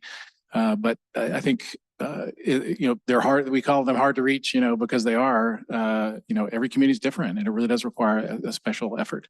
So want to just, I know AEA is in this space, just really centrally to your business model. And so wanted to just ask for your thoughts, John, about that. And then we can go to Curtis. Yeah, I think it's really inspiring earlier in the session, seeing what the different tribes were doing in their space and how they're sort of organizing and working with the CEC and the EPIC program. And I think there's a lot of lessons that we could sort of learn and look at sort of like small scale, sort of like how are folks organizing within different communities to bring whatever the resources are that they need to that space. And I think there's a lot of lessons learned that we can sort of pull from that when we're look at engaging in various communities for the EBD rollout. And there's a new bill actually that the PUC is going to implement, SB 1221, I think it is, where they are going to do 30 pilots that are focused on electrifying buildings in order to be able to retire pieces of the gas grid. And so we've done, EPIC has funded some of that with the Eco Block and other projects. And I think that's now growing into a more body of knowledge that we're going to keep building as the state and continually funding these efforts to really try to unlock, a process that works and is somewhat cost effective and is going to get us where we need to go. So a lot of exciting developments. Let's see, on the equity issue, Curtis, I know, the Cooling Efficiency Center, you're more tech and academia, but, I'd love to get your thoughts on that as well. Yeah, I mean, we had an experience with this recent heat pump deployment where we installed it in 10 homes, and really, several of them showed cost increases on the end user, which is unfortunate. And this isn't DOE minimum efficient equipment. This is kind of medium efficiency equipment. So that is a concern. I think workforce training is definitely needed because, commissioning units properly and that work is kind of, not given a lot of credit for systems operating properly in the field. But I think that's lacking currently right now. I also, these incentive programs and what's available to end users, especially low income users, they often need to rely on the contractors or someone to kind of walk them through this process, because it's not a simple process for any homeowner to kind of understand the landscape of these things. So they need to have someone in their community that they trust that can walk them through those things. And otherwise, I don't think we're going to deploy the heat pumps at the scale that we would like to, unless we kind of get everyone on board. Great. Well, thanks. That's really interesting. I mean, these experiences with real equipment, real people out there in the field are just invaluable. And you brought up the sort of, the bill impacts issue, and I wanted to get people's thoughts on that. Those of you who've got a lot of, field experience, our assessment here at the Energy Commission is that if you have an old, leaky home and you just only worry about the equipment change out, you're going to put that person, that family at some risk of a bill increase, right? So the importance of having good data, being able to identify homes and, anticipate what the impacts are likely to be at that home, like at the premise level. And then also where necessary, pairing with energy efficiency, whether that's insulation or, other upgrades. And potentially, panel issues and things like that, sort of as a whole package. So I'm kind of looking, at John and Nick really more. Just could you give us sort of a little more color on how the sort of that integrated approach looks and how you try to filter through, how you sort of choose projects that have the highest opportunity for success? Because we really need to show success in the coming 5 years to justify, much more, massive infusions of capital, whether coming from the federal government, the state, or, once the budget pendulum swings back the other direction, we need to be ready, right? So what does that look like? What does success look like to you in terms of targeting the right buildings and sort of growing from there? Yeah, thanks. I think right now, sometimes buildings self-select out if they, the cost to upgrade them is, too expensive or too complicated. But for projects where maybe, you could sort of do the same retrofit in a multifamily building here, A, or building B, I think we're taking all of those projects still. We're just spending more time on the projects that need that base load and efficiency work to make sure that we're leaving them in as good of a spot as possible from a utility cost perspective. And it's getting really hard to do that with rates today. So, we do as much as we can to sort of make the building as efficient as possible. And then we're always, trying to layer solar as much as possible as well, because without both of those, it's pretty hard to see, strong utility cost savings for our customers. Thanks. Yeah, I think I would just add that at least our approach at RMI is driven heavily by typology study work that was done before we deployed any retrofits. So what that looks like is folks that are interested, we have another team at RMI that developed what's called the Industry Guidance Report in concert with NREL. And that takes a look at climate zones around the nation, and it prescribes different levels of packages. And what we looked at specifically in California was the most common packages based on the most common multifamily typologies. So for us, this was low rise. And in doing so, it really just showed us where we needed to start the conversation, because to John's point, real estate databases will tell you only so much before you actually have to go out in the field with the building owner and their capital improvements team, walk the site. And usually you need to do, or at least I'm more comfortable doing exploratory openings. So we make some penetrations at some key points in the building just so we can be sure that we don't run into my earlier comment, which is, again, you don't have to pick the perfect building. You just got to avoid the nightmare. And the nightmare is a gut rehab. A gut rehab is not going to be part of any program that has rapid deployment. So in those situations, you just have to have a hard conversation with the building owner and say, look, our package is not designed to address all of the structural deficiencies and mitigation work in this building. Because the reality is most of the buildings that we're going to look at are pre-Title 24 buildings, and there's going to be scant maintenance records, especially if the building has changed hands and ownership over the years.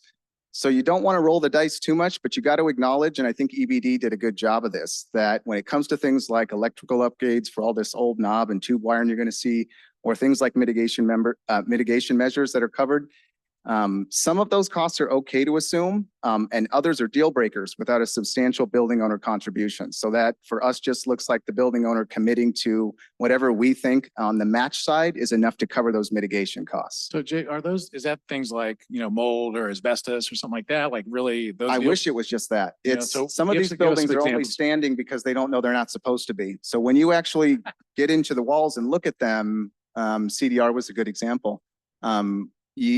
And you can't just do this with stud finders either, because what you'll see is there's things like, of course, mold, dry rot, bugs. So you'll have, termites in these old wood stick frame buildings. They'll be in the walls and in the ground.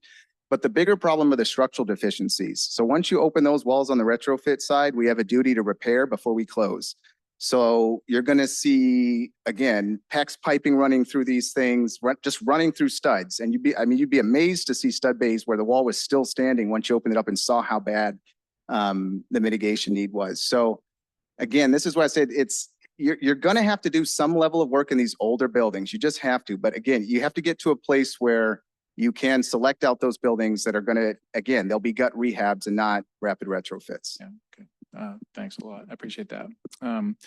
These real buildings, they've had lives of their own for a long time, and everyone's different, right? So I think the program structures have to be able to deal with that. And it's good to hear that the guidelines process and it was valuable and land in a good place where we allow some of those costs, but we cap at the average cost so it doesn't get out of hand. So I want to move on to a policy question. Are you, these, when you're in a community and you're trying to do projects, there are multiple jurisdictions, lots of different, you deal with contractors, they have their regulatory, local governments, the building departments, there's permitting and that sort of thing. Of course, there's building code.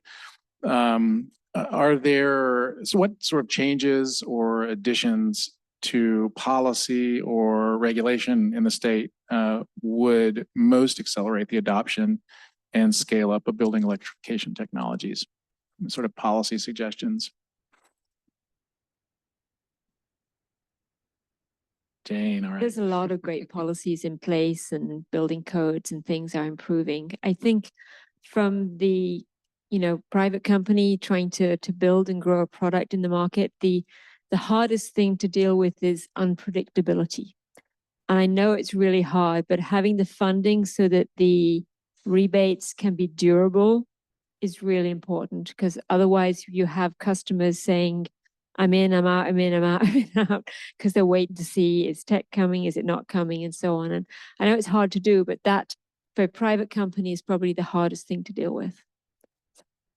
Thanks for that. I'm also thinking of things like a value proposition for load flexibility, say, or, VPP type, the virtual power plant type initiatives where we're able to provide a value proposition.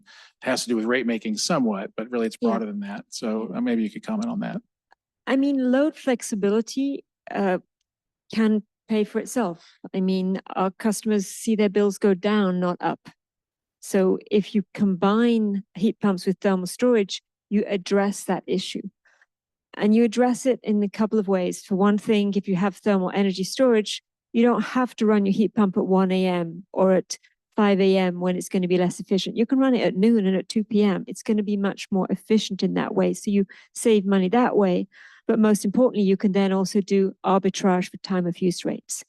So I think there are a couple of things that I'd like to maybe just comment on. So when we think about equitable building decarbonization programs, considering in the selection of technologies, one criteria needs to be operating costs. So we can include technologies that do reduce bills. And then another topic that came to mind is, which I touched on earlier, which was rate reform. I mean, that's a lot of work and it's super complex to do rate reform, but we don't want to shoot ourselves in the foot by removing the tool that encourages people to use clean electricity. And so being able to always have a differential between clean and dirty electricity, or available and less available electricity, that's how we're going to be working in sync together. Like the, CEC, CPUC, the technologies and the homeowners are all going to be aligned with the same motivation if we put in the right price structure. So rate reform is really important too. Anybody else want to talk about policy? I could give a personal example I was looking at last night, thinking about sort of the same thing, like price structures. I bought a heat pump dryer recently in the year, and it's awesome. It doesn't use that much energy. And I was scouring through the manual and looking online. How can I just sign up to have this, run at the optimum time to use, clean renewable energy off the grid? It doesn't exist. How can I do it myself at the machine? It doesn't exist. There's no way to schedule on the dryer. So yeah, I think making that easier for consumers and making it sort of automatic to say, run my dryer anytime today when it's optimum to do so would be awesome, and just sort of making it easy for people. That's really interesting. Well, we in the flexible demand appliance standard world that our staff works really hard on, we did pool controls. So those will be natively flexible, right, going forward. We looked at clothes dryers. The big load obviously is the electric resistance clothes dryer, not a heat pump clothes dryer. But we'll have to compare notes on heat pump clothes dryers because I recently bought one too. So I think there are a lot of technologies that are coming that this will get better and better and more flexible, which is great. Let's see. I wanted to see if we have any. We've got about some minutes left or so. I wanted to see if there are any questions in the audience. Anybody have any burning questions to use an outdated combustion metaphor? Gentleman in the front. And I'm gonna ask Felix also. Could you just see if there are any questions coming in online? Great. There's your.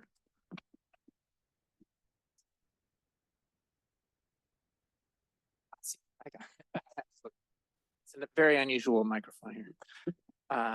So I'm Tim Frank, and I'm with the Construction Trades Workforce Initiative. So we are the nonprofit arm of the building trades, and our role is basically to provide a pipeline of work for targeted hires and to help create the work. So we are very interested in program design that's aimed at using high road labor. And we know how important for the, as the gentleman from UC Davis noted, that quality workmanship matters, particularly when you're looking at heat pumps, because if you lose the refrigerants, then you lose a huge amount of the climate benefit of the technology.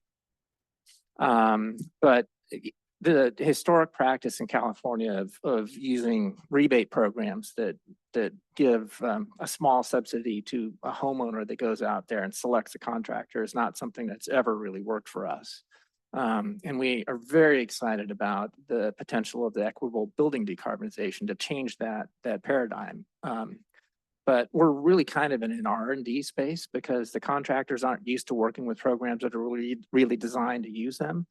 And the programs, I mean, it's new for you too, working in a prevailing wage space. And the unions are very interested in collaborating with you on helping figure out how to do the aggregation so that we can get some scale here and deploy labor efficiently. And we'd love to see the same thing done with the new zonal decarb 30 projects that the CPUC is going to be working on.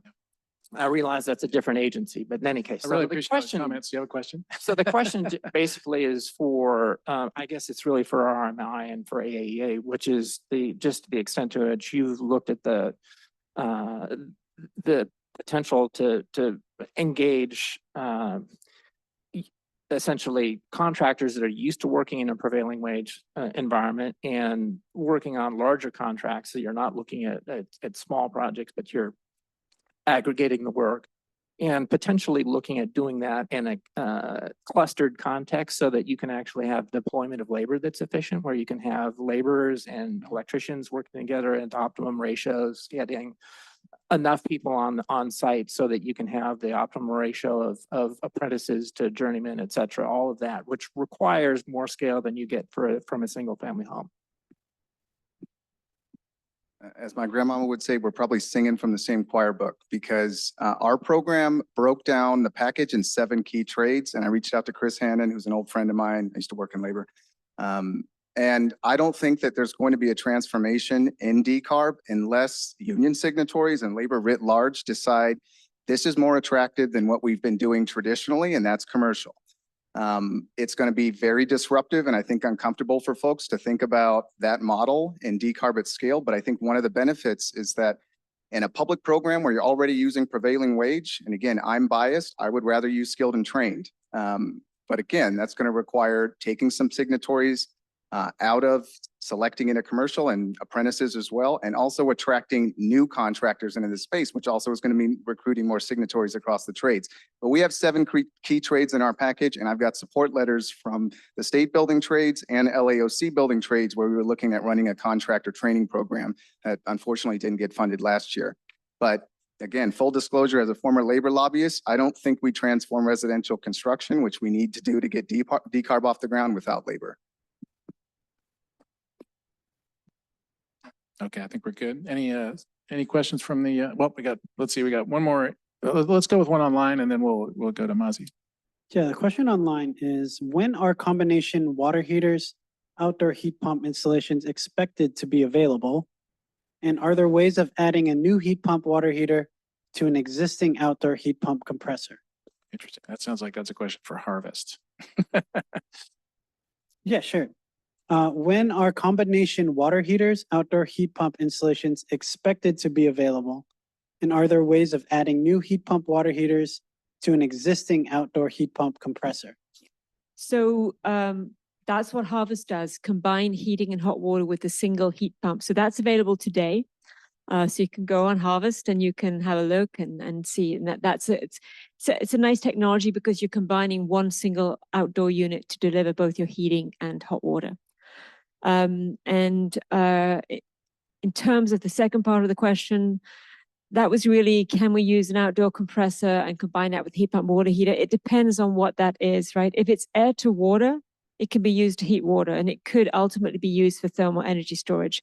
But most outdoor compressors are air to air. And so in that case, it just doesn't work. Right. So that's a good, yeah, go for it. So there are technologies that are being developed. Some are not available on the California market, but we anticipate them coming on. So keep a lookout. But there are, there's a technology by Velara that is taking a standard heat pump and turning that into so it's possible that could be retrofitted, but generally this equipment would be purchased, I think, new. So. I would point out also there are some interesting electric technologies that are morphing into this space. And I won't name companies, but including putting batteries into outdoor units that utilities might be able to use to help do some load shifting and load shaping in a way that doesn't cost the customer anything, but helps them be a part of the solution and actually save some money by doing load management. So some really interesting business models coming out and some technologies. We have less than a minute left. So Mazi, one sentence of a question, that would be great. This question is for Curtis. You mentioned heat pump and our mild climate zones, but we also have very cold climate zones, 16, 14, 1. There's also the northern states. So how would the heat pumps perform in these cold climates without relying on a backup resistance or gas? Yeah, I mean, that is a fair question. I think my perspective comes from working with groups out of Minnesota or the, very cold climates where they're looking at dual fuel as a serious option for achieving mostly electrification. I think California, and with exception of some of these very cold climates, can get away with technologies that are obviously fully electric, but also even without that strip heat, there's interesting defrost cycles that can be done.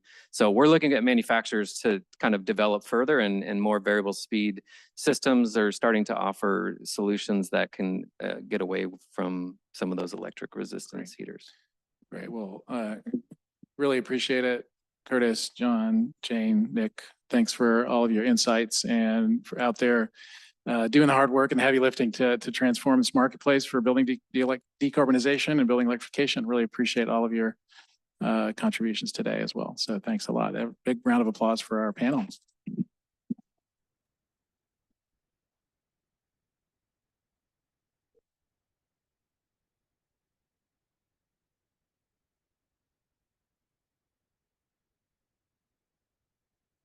All right, everyone. Thanks to our building decarbonization panel in the auditorium here. I think the industrial decarb panel upstairs is also beginning to wind down. So at this time, we have our last video break for the day. Congratulations, you are in the home stretch. We have one more plenary to go. And so we have another 5 or 10-minute break. Our last plenary will be focused on Lithium Valley and energy storage manufacturing here in California, which, as you've heard today, is a very key topic as we head towards our clean energy goals. So we'll see you here in the auditorium in about 10 minutes, maybe 5 minutes.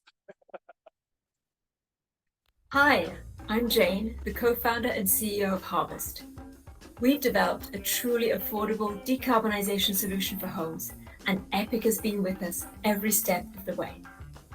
We've just started working on our EPIC Ramp Award, which supports the scale-up of our manufacturing processes right here in California. Thanks, EPIC. So, what is Harvest and why are we here? A massive 2/3 of the energy used in our homes is for heating and hot water. That translates to about 10% of America's emissions. By cutting those emissions, Harvest is in one fell swoop dramatically reducing the climate impact of homes. Every installed Harvest system avoids releasing between 50 to 95 tons of CO2 over its lifetime. That's more carbon savings than you get from ditching your gas car for an EV. A lot of homeowners want to electrify, but they don't want higher energy bills. Harvest's smart thermal battery changes the game, because we're not only cheaper to install than a regular heat pump system, but also cheaper on those monthly bills. In fact, Harvest is the only available combined heating and hot water system that can completely decouple when heat is produced from when it's delivered into your home. By shifting heating load, Harvest supports a cleaner, lower cost electric grid, helping California achieve our ambitious decarbonization goals. And the results are truly outstanding. Our systems in the field today are saving homeowners 30% on their monthly bills and cutting emissions by 90%. Compared to gas, yes, 90%. And customers and contractors really love the Harvest experience. So, lowest emissions, minus 90%. Lowest energy bills, minus 30%. And super grid friendly. With the help of amazing financial incentives like the Inflation Reduction Act and Tech Clean California, we're the cheapest way to decarbonize a home at the speed and scale needed to beat climate change. So, why aren't we everywhere? Well, we're working on it. But we need your partnership to help us deploy. We're ready to partner for scale. So please email me, jane@harvest-thermal.com. Thank you.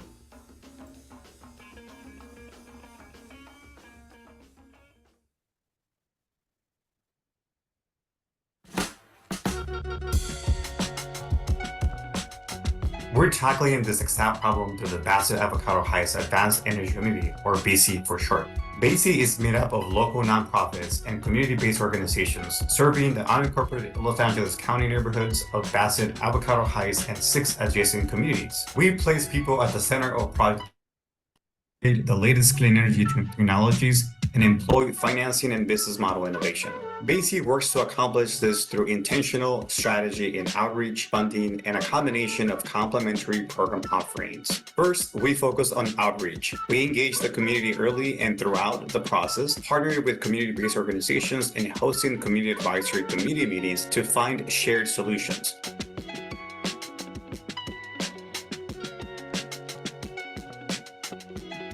BASE stacked 3 funding sources and graded 4 different incentives. This is a challenging process, but required to address access and affordability for low-income communities. BASE offers a suite of projects to ensure community-wide transformation is made possible with a locally focused interdisciplinary approach. BASE offers electrification of low-income single-family homes. The project includes rooftop solar panels, battery storage, heat pump water heaters, induction stoves, energy efficiency and weatherization, and participation in demand flexibility programs. These are no-cost and zero-debt offerings for homeowners.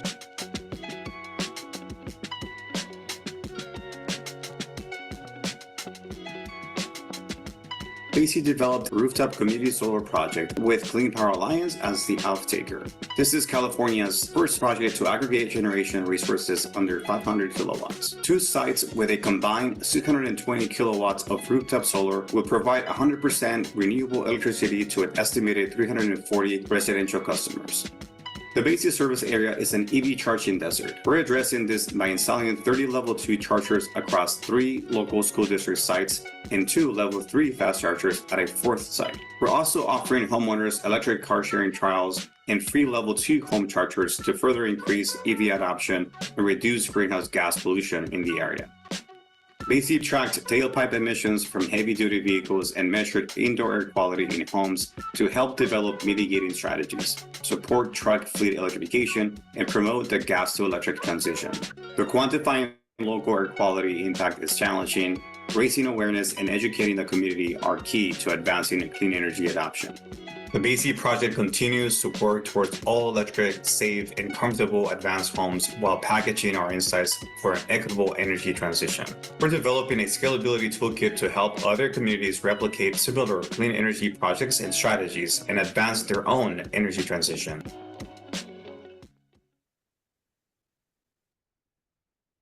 Wildfires have picked up significantly in the last decade. It's no secret that PG&E wires have caused major fires. It's a big problem for our customers, for us as a company. And so really, PG&E is committed to try and make catastrophic wildfires stop. My name is Kevin Johnson. I work on wildfire resilience partnerships at PG&E. The EPIC program is the Electric Procurement Investment Charge. There's a certain amount of funds set aside from customer bills to demonstrate new technologies and to do research and development. I look at the work with CHARM as ways to cost-effectively reduce waste wood from fuels reduction work to cause wildfire resilience. That's another means that we can use to reduce the spread of fire and make the state more fundamentally healthy and lower risk. I'm Alex Cole. I'm a pyrolyzer operator for CHARM Industrial. We're here at the Anderson Biomass Complex in Northern California. This is where we're processing forestry management biomass to support wildfire mitigation. Let's go check it out. Wildfire risk reduction requires forest management to go into the forest to remove dry or partially burned wood. Currently, excess biomass ends up being burned under a controlled environment and having a negative impact on the local air quality. We're able to provide a better solution. We're able to convert it into a liquid, which makes it much easier to transport, and pump that into an injection well to sequester that carbon for a long time to come.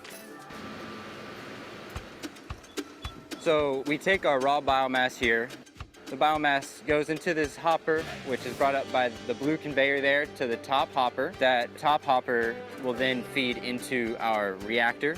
The reactor is kind of the powerhouse of our whole operation. It's where the biomass is converted into bio-oil and biochar. Char drum here, just where our biochar ends up during a hot flow. Another component was that the unit is mobile. Given that PG doesn't know where the wood is going to be any given year due to changing conditions and fire response, having solutions that can move around to where the wood is very valuable for us. And there are a lot of things we can do to prevent our wires from starting the fire with our local fire departments, with local partners, with federal entities, and also innovators like Toronto Industrial. I think we could really make a big dent in this problem.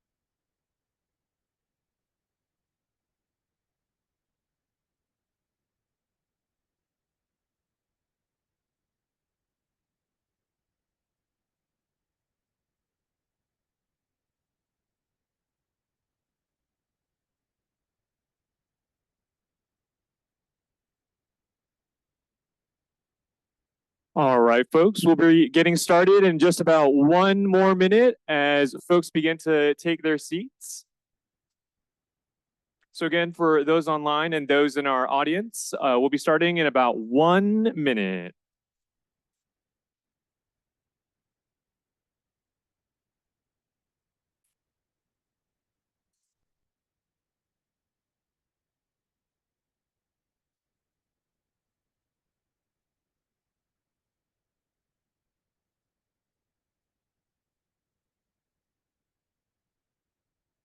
Okay, yeah, come over. We'll set up, that way we'll be ready to go. So Dr. Chen, what do you prefer? Either way, yeah, either way. Okay. You feel like. Dr. Chen has a flight to catch at 6. We have to get out.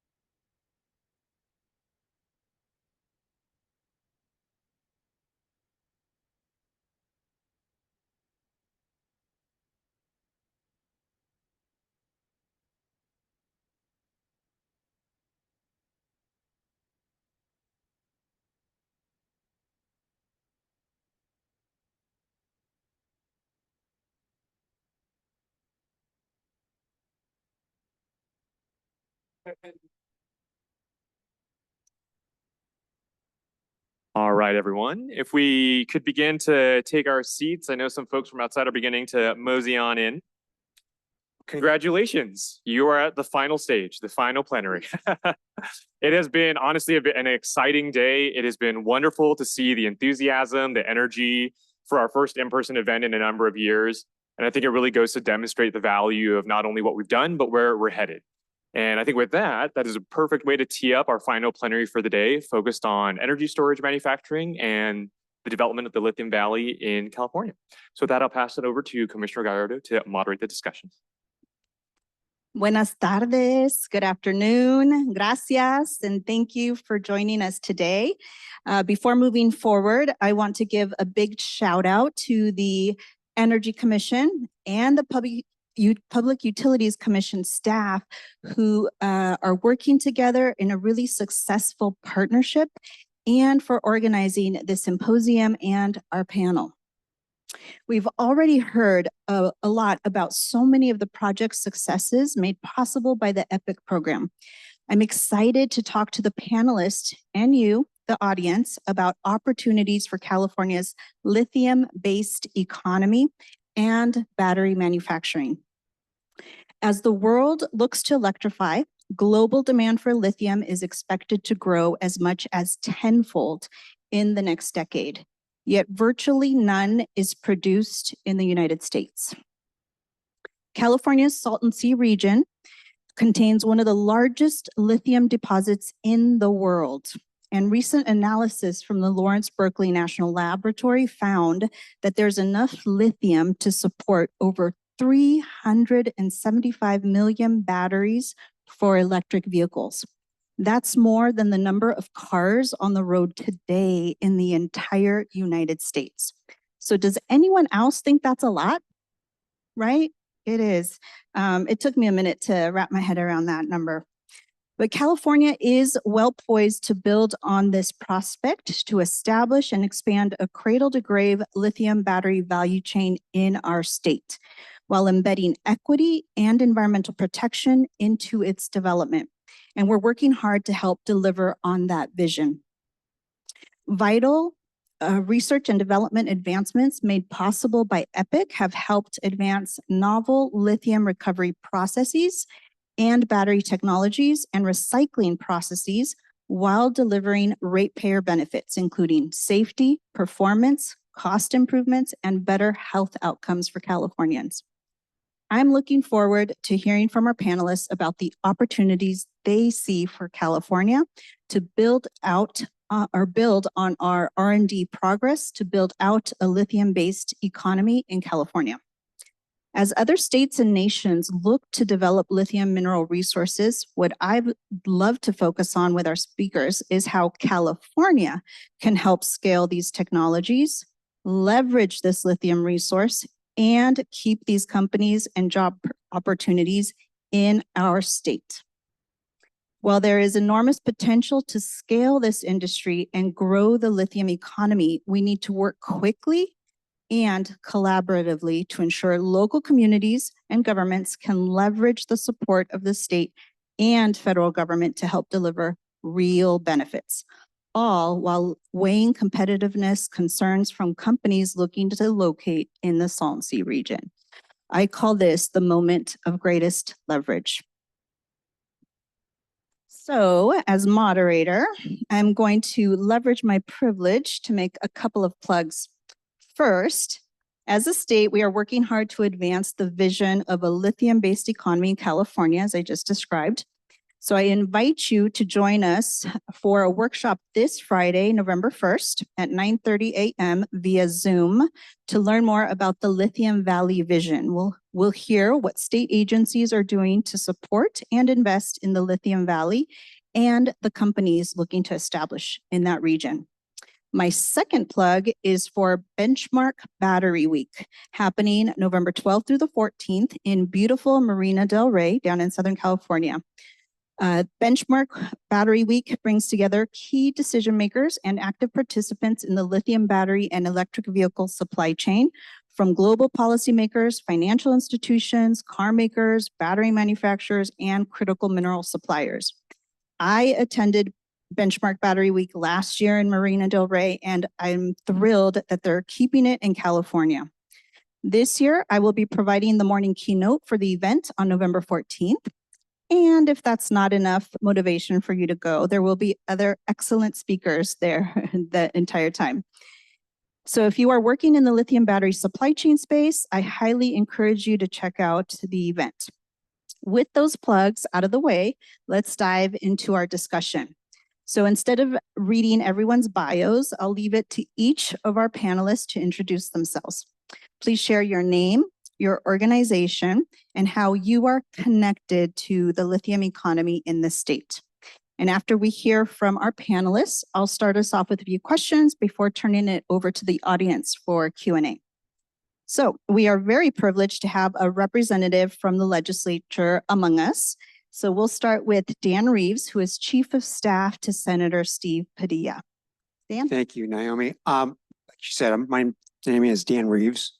I'm the Chief of Staff to Senator Steve Padilla, who covers all of Imperial County, and of course the Lithium Valley, which of course is closely tied to the health of Salton Sea. So it's a huge priority, both from an economic standpoint, but also a health and safety standpoint. So Senator Padilla, who unfortunately could not be here, asked me to step into his shoes and participate in this conversation about the key needs of the county and how we can fill some of the gaps to try to get the research and development that's taking place actually manifested into manufacturing and ultimately jobs.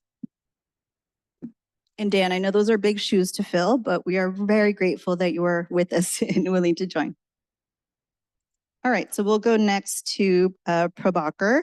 And Prabhakar, actually for you, I did have to say this. So CEO Sanjeev got an invitation from the Biden administration, and I was really upset that he decided to take that invitation instead of coming here to hang out with me. What's up with that, right? But Prabhakar, if you are willing to speak a little bit about that, that'd be great. And also we heard some good news today that Sparks got a really exciting contract with Bad Boy Motors. So also if you want to speak to that, feel free to take that privilege now. Thank you. So I'm Prabhakar. I'm the Chief Technology Officer for Sparks, and we are a lithium iron phosphate cathode material and cell manufacturer based right here in Sacramento. For this, I apologize deeply that Sanjeev took the event from the White House and not come here, but so I was volunteered to come here. But other than that, I'm very happy to be here. We did get, as Naomi was mentioning, the contract with Bad Boy Mowers. They're a commercial lawnmower company out in the eastern side, and they are so far making mostly gas mowers, but now they are trying to switch to electric, and they want locally made cells, and that's where we come in. Thank you.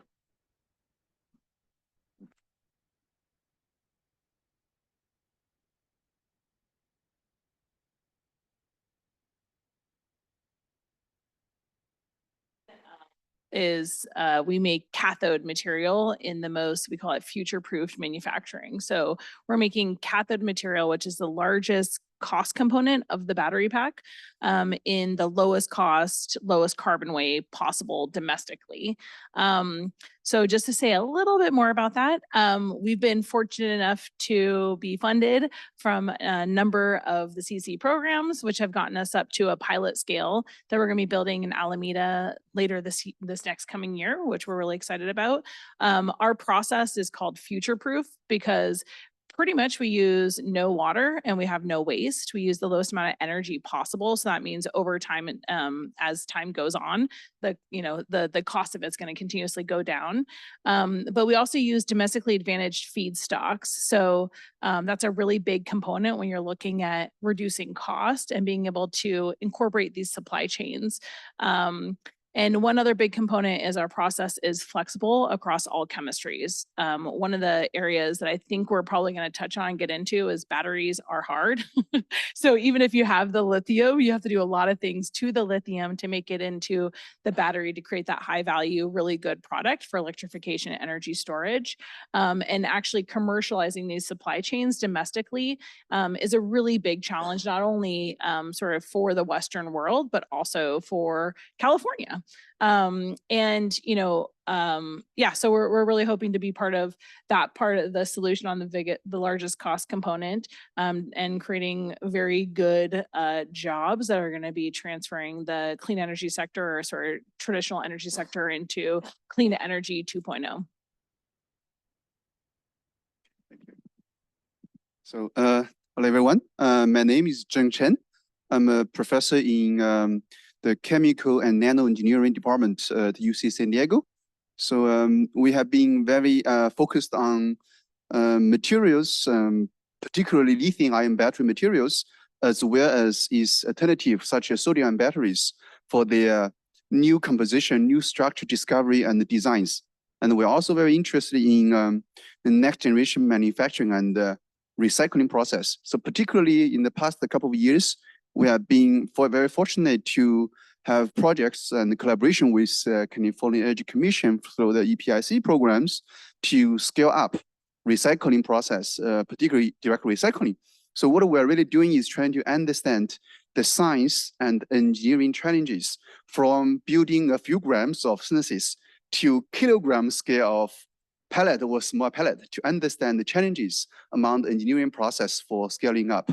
So this is how we are being very closely and fortunate to work with CEC around aligning these directions. Yeah. Thank you so much. So as you can see, everyone, we have a very diverse panel here based on expertise, experience, and perspective. So I'm excited to start the discussion. So my first question will be for all of you. I'd like to get each of your perspectives on how we can further build a lithium battery supply chain and economy in California. So for example, what do you see as some of the challenges and opportunities to scale a lithium-based economy here? Or are there R&D challenges that we still need to overcome? Or do we have the right policy levers in place to incentivize industry to locate lithium battery supply chains in California? Or are there changes we need to be thinking about? Anyone want to take first try there? Virginia, I'm seeing some energy from you. Yeah, go for it. Start with all of the above. We can handle that. We can handle that. All of the above. I mean, I think that kind of goes back to my sort of founding comment, but batteries are hard. And so starting with, one of the things that the great state of California has done really well is innovation. So we've done huge amounts of innovation on technology, the end battery, the use cases, and even into manufacturing. The jobs, though, scaling innovation in California, I think, is probably the growing challenge. Like, how do you keep companies that are starting here and emerging here, expanding and growing here, and developing those really high-skilled, high-value jobs? And that is peppered with, a lot of complexities of just breaking down, making it easy, right? So, just being one of those high growth companies that has the ability to be, the capability to be $1 billion company, we need to massively scale. So we need high skilled labor and we also need access to capital. But I think the biggest one is we need to mitigate our projects and permitting risks and ongoing costs, right? So a lot of places that have brought on a huge amount of battery capabilities very rapidly have mitigated all the risks around permitting and their costs around utility expense and sort of all of these infrastructure elements that help these organizations grow quite rapidly. So I think that that's, like, at least right now on the supply chain pathway, that's where I'm seeing there's a lot of major hurdles, but there's huge opportunity that I think California has to reskill labor, kind of coming out of the traditional chemicals, steel, oil and gas industries, and get them into sort of the emerging chemicals industries that are supporting the battery space and lithium mining and lithium, production. And then, of course, the more that we can keep that localized, the better. And I think I'd be a little bit remiss if I didn't mention or share that California is really, really well positioned to create solutions that are the best environmental solutions. If you can do it in California, you can do it anywhere in the world. And that's a really big truth. You may do it other parts of the world cheaper, but you don't want companies not building here first and then being able to build and replicate in other places.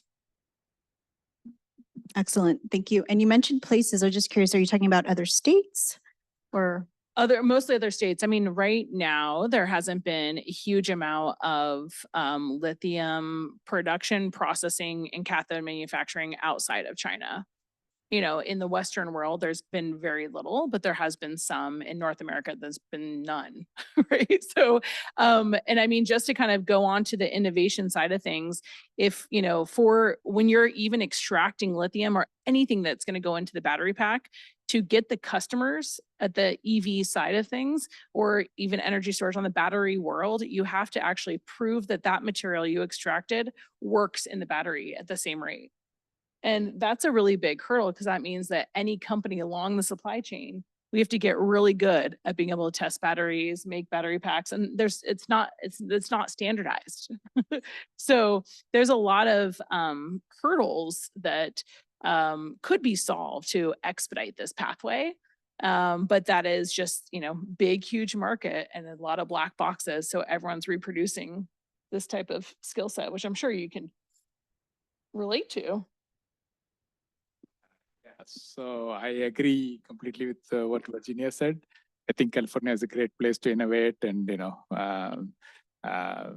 I came here more than 30 years ago and stayed ever since, and it's been a great place. The challenge, though, has always been to scale up. I mean, a lot of these companies originate in California, but then it may be easier if the permitting and other pathways are streamlined, if the energy costs could be perhaps streamlined in some way. I'm not sure what the policy situation is likely to be, but those are the challenges in scaling up California. Although I think we have done found a good place where we can really scale up.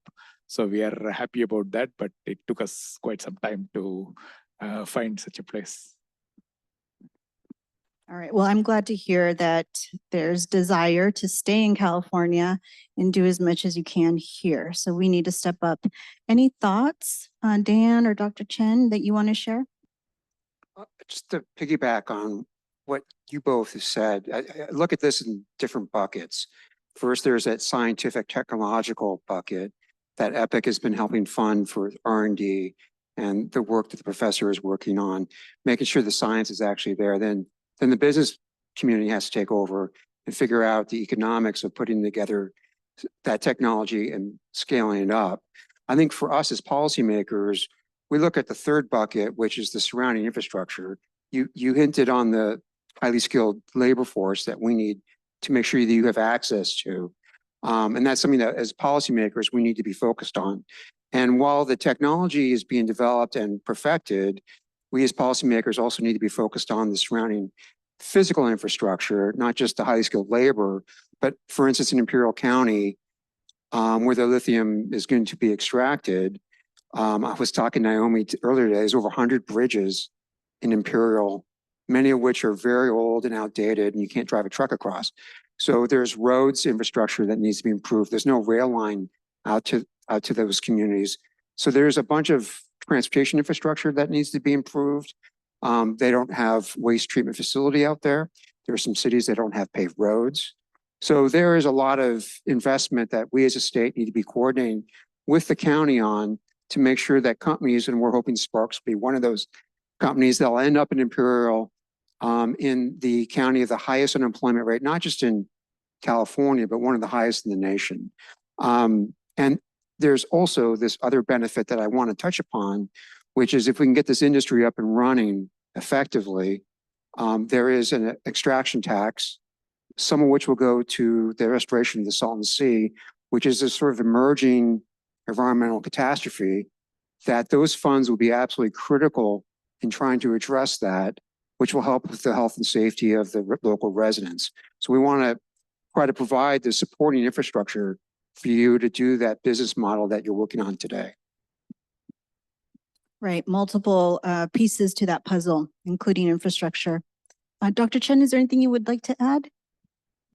I pretty much echo with all these summaries and highlights. I think based on my experience, I think lack of talents in specific manufacturing domain is very clear.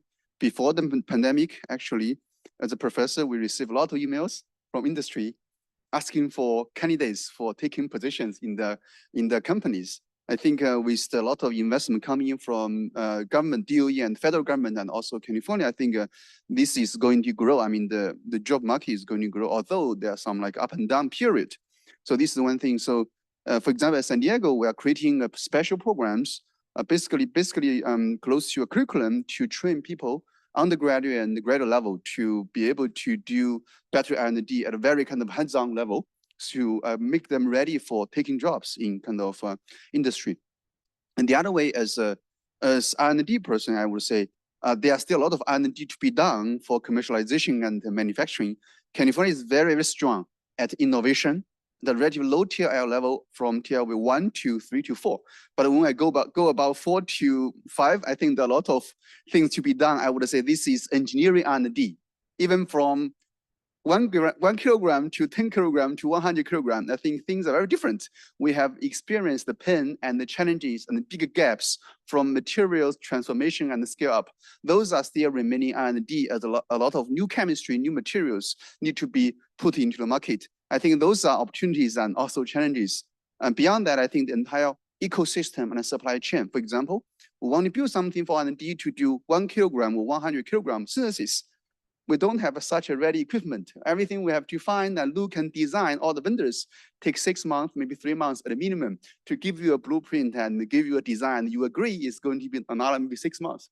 So this is going to be challenging. But if we can really build a larger ecosystem, we have more players in this area, I think everything will benefit, everyone will benefit. I think it's going to make things develop much faster.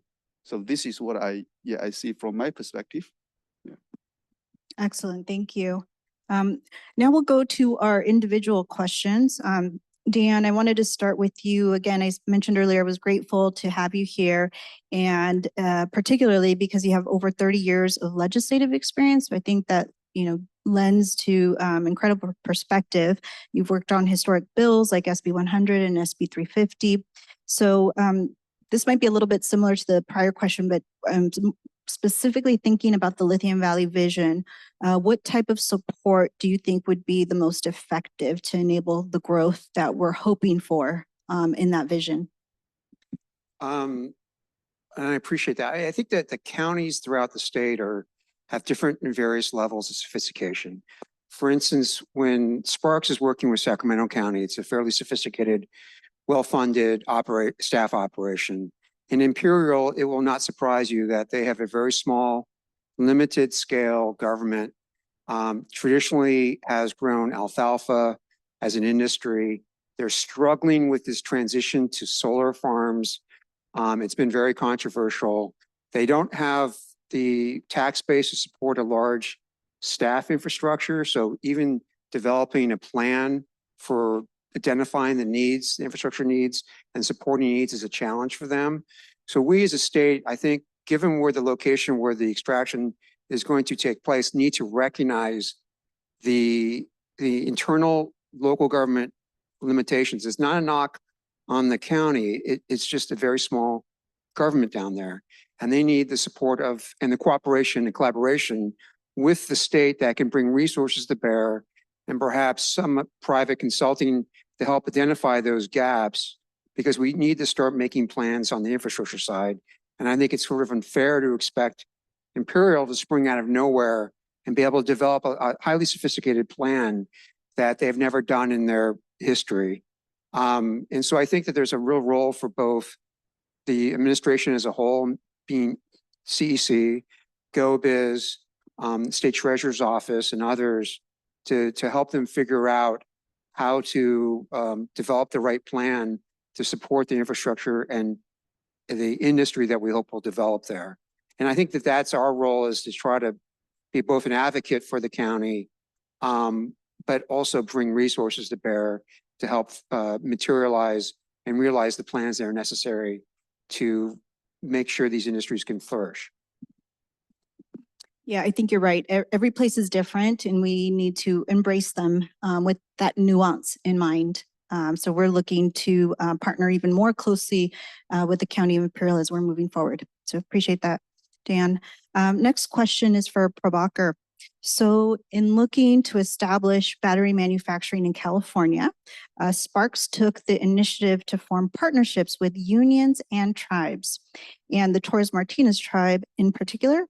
So we're hoping you can describe your approach to gathering support and consensus building around large scale projects like battery manufacturing, and also maybe talk about whether or not you think that approach has helped make your project more attractive for funding and support. I mean, it's quite innovative, very progressive, and exciting. So I'd love to hear what you have to say. Thank you. So Sparks has actually now 2 facilities, one in Sacramento, one in West Virginia. And we have been very successful in establishing these partnerships, as the commissioner pointed out. In West Virginia, we have a partnership with the United Mine Workers, and we won DOE funding for that site. We are trying to replicate the same thing in Sacramento with the United Auto Workers, and the goal is to then move on to Salton Sea once Sacramento is up and running to some extent. And we already have a partnership with Torres Martinez to do that. We think that's really helpful, the unions, especially for the trained workforce, because that's really something that Virginia also brought up.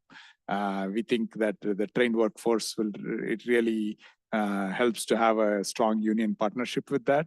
And then for the I think it definitely that helps to also to attract both private and public funding for both the Salton Sea and Sacramento sites.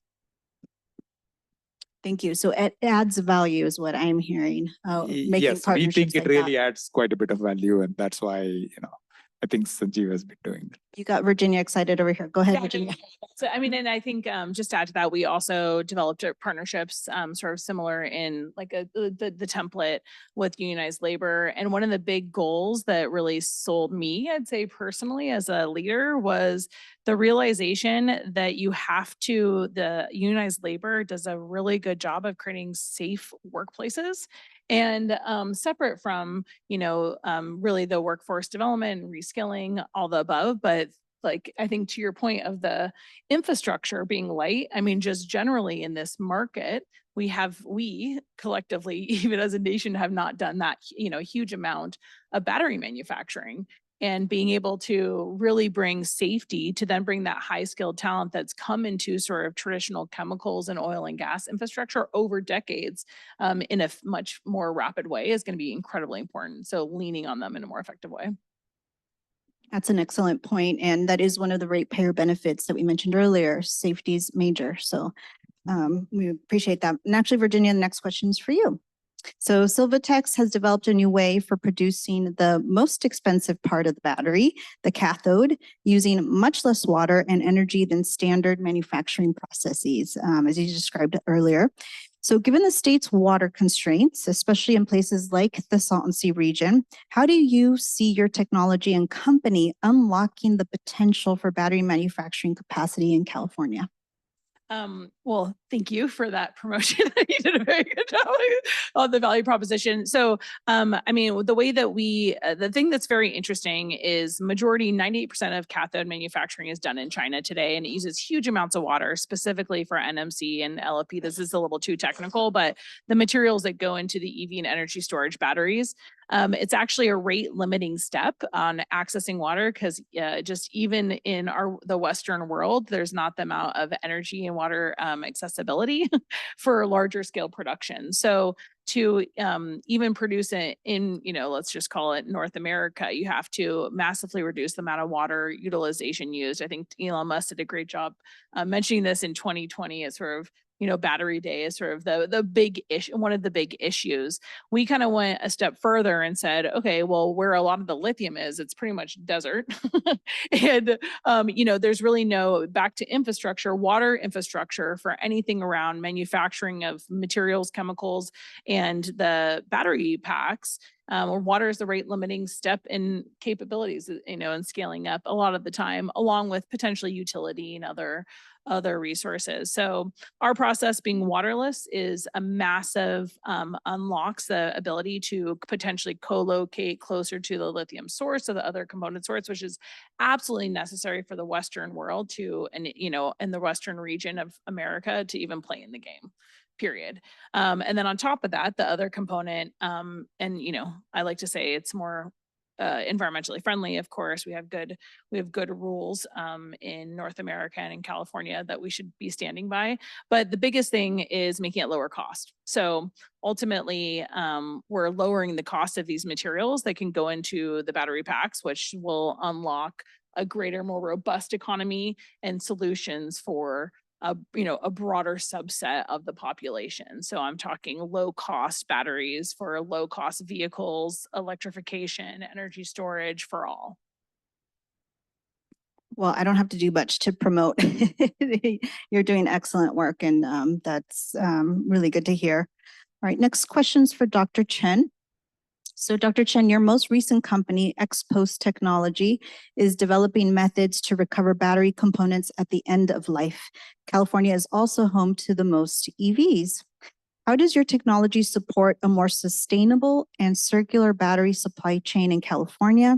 And can you tell us a bit about what you think in terms of the prospects to scale battery recycling in the state? Thank you very much for mentioning Xpost. Yeah, again. So I think number one, we are very grateful to have the Energy Commission to support Xpost for a number of ways. So number two, I think I want to share maybe a few cents. So so the Xpost is trying to develop a next generation and cost, I would say cost low, not cost free and recycling process, and trying to minimize or reduce the waste. I think for Virginia's point, recycling is not easy, it's not clean. It's actually sometimes can be dirty, especially if you use traditional acid leaching process, which will generate a lot of water waste because we need to use a lot of water to do the chemistry. So we are doing some kind of more environmental friendly process to directly convert spent batteries into new materials without going through this non-tedious chemical process. But this is probably too much technical details.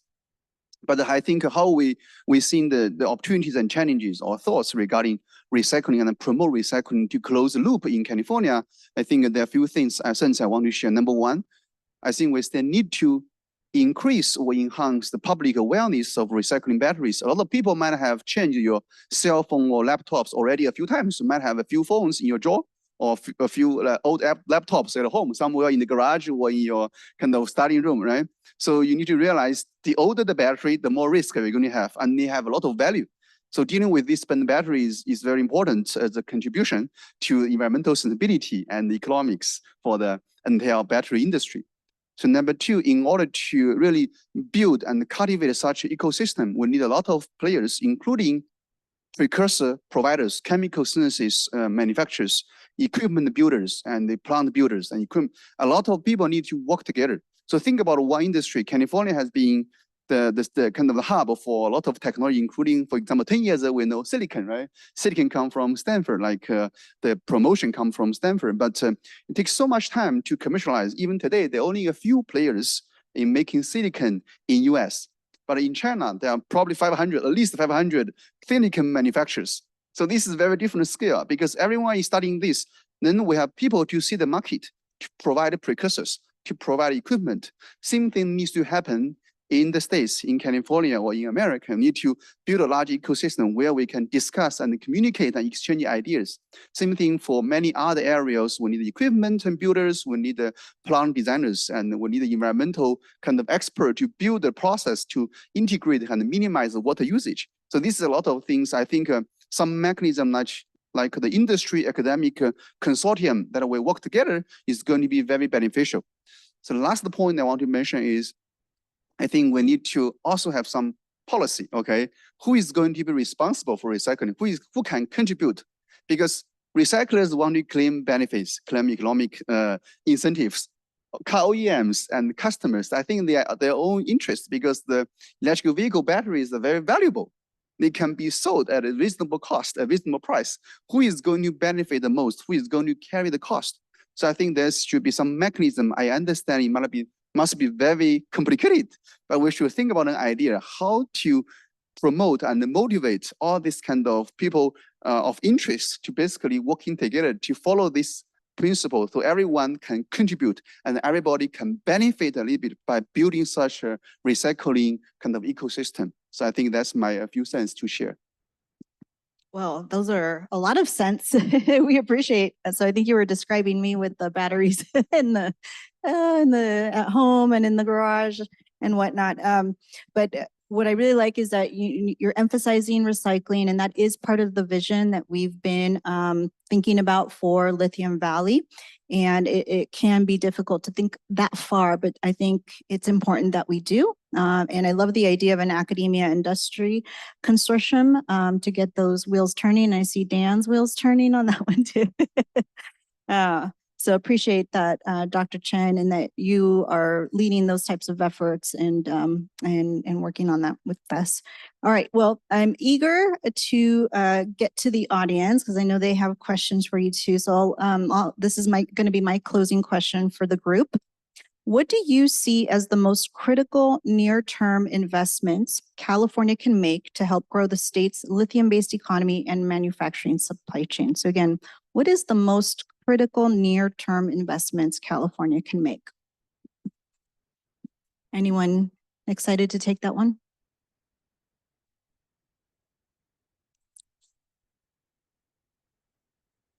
I need to know that answer. That's the policy. Quite like you tell me. I don't. Yeah, Prabhakar, what do you think? I don't know, what would be, how do you define it? I think that's what we want to know is like, what can we do to keep companies like you in our state? What are the things that we should be thinking about, both state agencies like the Energy Commission, Public Utilities Commission, our legislators, like Senator Padilla and Dan Reeves thinking about, what are the types of policies we need to move? So love to hear what are your thoughts? Yeah, go ahead. See, especially, I think the infrastructure, as Dan mentioned, is really important. If you come to a place like Sacramento, of course, everything is there, right? I mean, you don't have to worry too much about electricity and of course, mud is a great partner, things like that. But in Salton Sea, I mean, I've been there only a couple of times, but I think the infrastructure definitely needs a lot of improvement. Even the extractors would need a lot of power and roads, of course, as Dan mentioned, and things like that. So perhaps that could be something. I mean, I'm not sure, but this is just my 2 cents. Yes, I heard you say certainty, which I think makes a lot of sense. So, and when I think near term, I think the next 2 to 5 years. California is doing a really good job and needs to continue to be very bullish on electrification. Just period. That is driving the motivation. Just being around people that see the vision of the future helps you create it, right? So like as an entrepreneur, that's like very energy giving. The other more pragmatic elements, I think are, I would love to work on an accelerated program where we can collaborate with other organizations that we are in this space that are going through permitting learnings and education processes that are going through understanding all the limitations around infrastructure or needs and capabilities that could be transmitted, down to areas that need to be more developed, like the Lithium Valley area, from areas that are otherwise more developed. Because speed is the big one, and certainty is how you get the investment. So you cannot have permitting risk.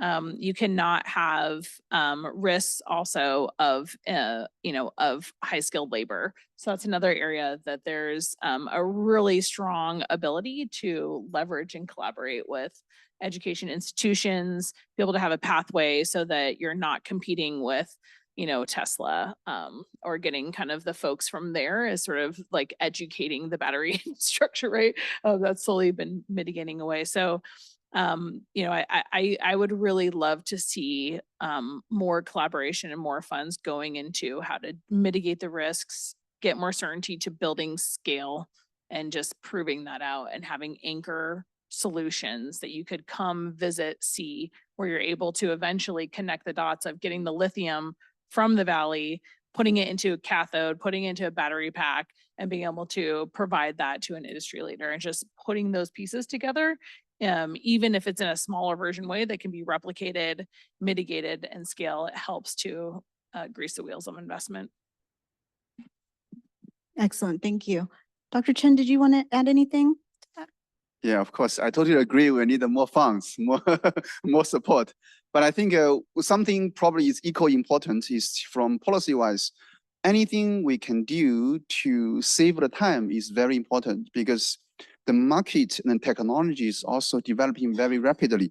Sometimes if we want to build a pallet, like having a city to approve a permit for like electricity work and the design work, probably take like maybe 6 months, 3 months is very easy to kind of delay a lot. Anything we can save the time from permitting, from basically building, construction, that can also be very, very helpful. Another thing I think Virginia just mentioned, connecting the dot is very important. I think there are a lot of innovators in the States, and some of them probably are not basically into such a network that they can share expertise and even share their like strength and their technology. I think if we have more platform to allow them to working together, exchange these kind of recent advancements in their own development, I think it will build a lot of opportunities to push the technology forward. I think this is something I would say importantly. All right, anything else? That's a big list, but that's what we're here for, to listen to this. I heard infrastructure support, workforce development, education, engineering, R&D had been indicated before, connecting the dots with innovators, permitting, de-risking, and overall certainty to get that stability that you all need to stay and thrive, and for the areas also where you're located to thrive. Excellent. Well, I really appreciate that. So I'm going to turn it over to the audience now. I'm going to check first. Are there any questions in the room? And we're going to alternate because we have a lot of audience participants on Zoom, so we'll alternate. I see a hand over here on the left side. Yes, hi, good afternoon. I'm Dan Potash with Deloitte Consulting. And my question was about the price of lithium, because we've seen it go up to 82 and then down to 12. And so does it make you nervous? And how do you plan in the context of such volatility? Anyone want to take that? Prabhakar, go ahead. So for most of the cathode manufacturers and others, first of all, the lithium price doesn't matter very much because the contracts are always with lithium, it's lithium plus something. So it is true, of course, that it matters that, price going up and down will eventually affect the, customers and things like that. But typically the contracts are lithium plus something. So the cathode manufacturers, even in China and stuff, cannot take that risk. So that's one thing. The second thing is, my opinion is, with so much lithium already discovered with Salton Sea, there are other places in the United States, there's a thing in Nevada, all those things. This is just my personal opinion. I don't think it's going to go to 82 again. So I think it's going to stay moderate. That's my opinion. I'd agree. It's a commodity. So by nature of the commodities, you have to get used to some variability, and there was a huge hype cycle. And so, I think it makes complete sense if you're looking at the longer game or the longer, the longer trajectory, lithium as the energy source that can be regenerative from recycling and recycled over in time. It's kind of like the oil that's extracted that keeps on giving, right? So it's, I think that the long-term stability of the long game of changing clean energy and that foundation, that movement's happened. and the stabilization of the lithium markets and the commodities markets that are going to be trailing them from the sort of raw materials to the active materials and the battery packs, all of that's going to be commoditized over time. So we're still, you know, that those markets are still emerging, but that is happening. So it's just part of the long game. Doesn't make me nervous at all, and makes me, I think, even more motivated to stay pushing hard. I love that competitive nature. Dr. Chen, did you have something? Yes. So I think we need to look at long-term scarcity and demand. I think if we keep this electrification for over a decade, I think lithium demand is still going to keep growing. And particularly from recycling point of view, I think what we care is not to create extra value. To be frank, recycling is not creating extra value at all. We're trying to minimize and reduce the cost overall. So this is what we're doing. So in that sense, we still have to recycle lithium no matter what the price it is, because for larger scale of utilization, it's going to be still there and we need to use a lot. So that's the situation. All right, thank you. So let's move to Zoom for a question and then we'll come back to the room. Yes, first question is, are there health risks that could occur due to abstracting lithium? Could these present environmental justice issues in the Salton Sea region? Does anyone want to take that on? Well, you know, it's interesting. I had a conversation with Martha Guzman at an unrelated hearing last year. And her conversation was in the wake of Martha Guzman, by the way, is the Regional 9 EPA administrator. And she's in charge of Maui in the wake of that fire. And of course, there were hundreds of EVs that burned up and the cost of cleaning up was just catastrophic. And at the time, the DOE was giving a grant to Nevada for an old-fashioned lithium extraction technology. And her point to me was, we really need this to be successful in Silicon, in that Lithium Valley area, because it is far and away the cleanest way of extracting a mineral that we as a society and world really desperately need. And that's what we need to prove the proof of concept. I think that there will always be some associated risk, but compared and relatively speaking, we do know that is far superior to the traditional extraction methods currently being employed around the world. That's right. Thank you, Dan. Anyone else want to respond to that, react? Okay. All right. Well, I saw another hand or a couple hands go up in the room. So I think I saw this one first here on the edge in the aisle.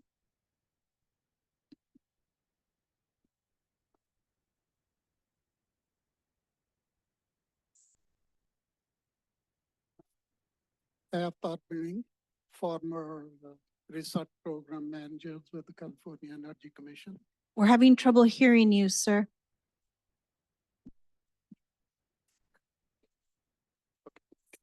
Can you hear?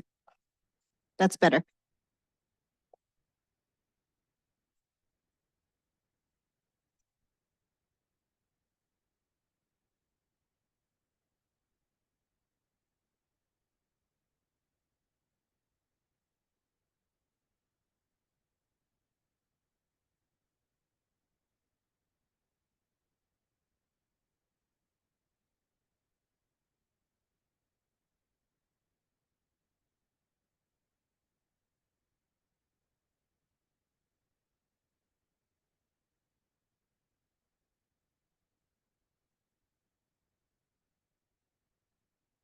Now we have lots of tariffs over the years.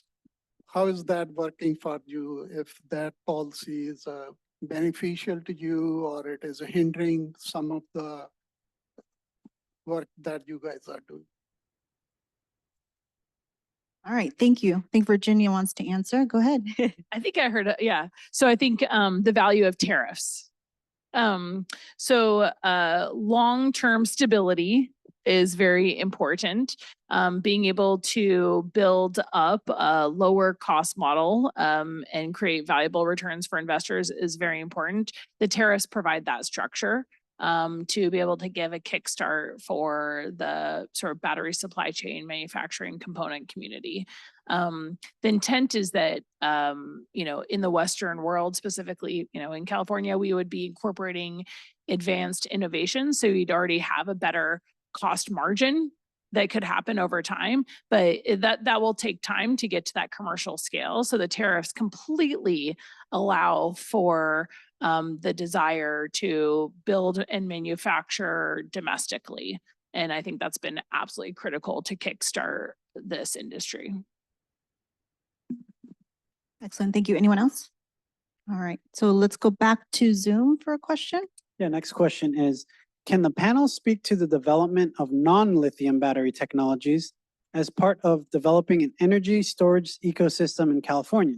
For example, zinc and manganese might be possible to extract from the Salton Sea brine for use in alkaline batteries. All right, that one might be outside of our scope here, but does someone want to go ahead, Dr. Chen? Yeah, I know maybe some of you know that EPIC, the California Energy Commission, is also supporting zinc and manganese battery projects over the years. So I think each battery that has their own unique features and applications. So of course, this is a good point. Zinc and manganese, especially manganese, is basically everywhere in the United States and very cheap, and we can find in very large quantity and good quality. So this is a good point. But on the other hand, the zinc and manganese battery chemistry has certain kind of disadvantages in terms of the lifetime and energy density, which is probably still not on par with lithium battery, maybe far away. So they can be supported, I mean, by kind of other applications for development, for example, for grid storage, low-cost storage systems without worrying very, very high performance. So this is the application. But in order to really be competing with lithium as a high-energy system is still not very kind of not ready. Yeah.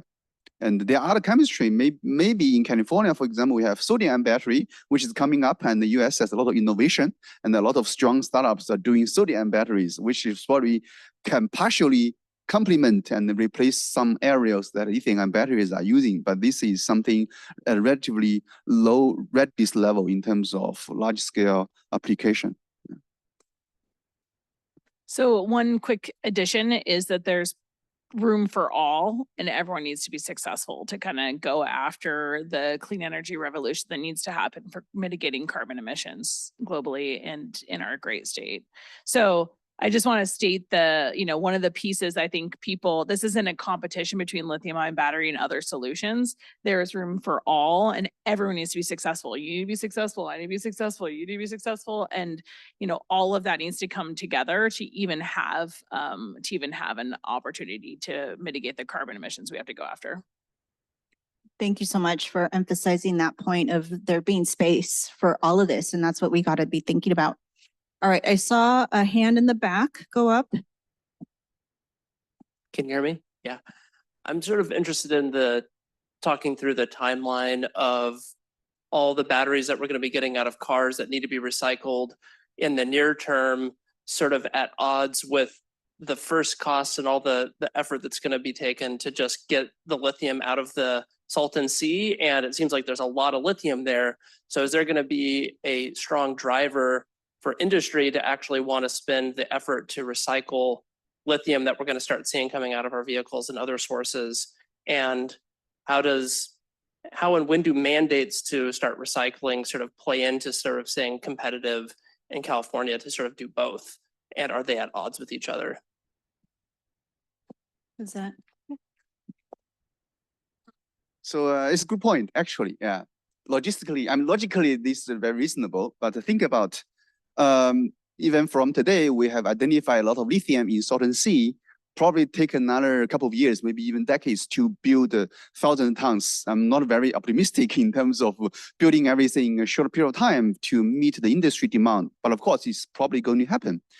Beyond that, we not only have lithium in the battery, we have a lot of other critical minerals, such as cobalt and nickel. Basically, we don't have any cobalt in the United States. We have very, very little nickel in the United States.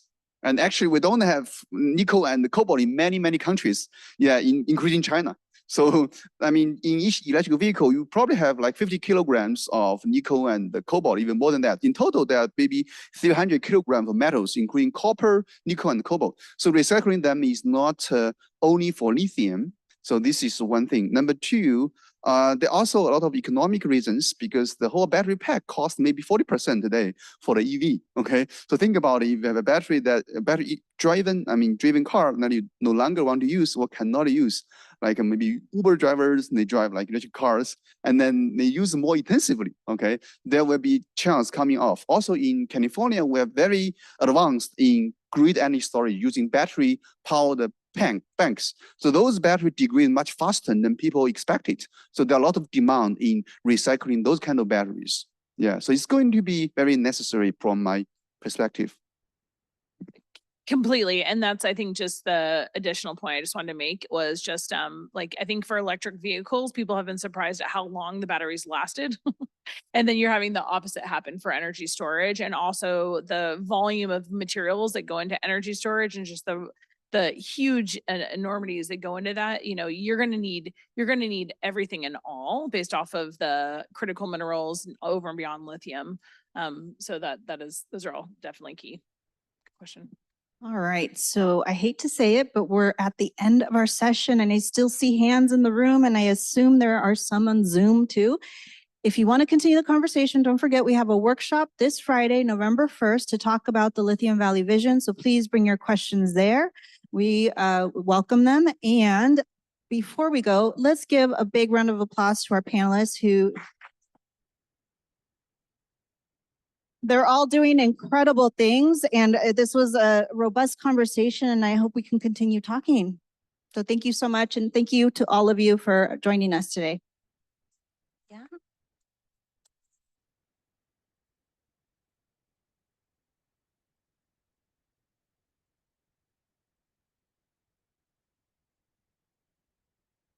All right.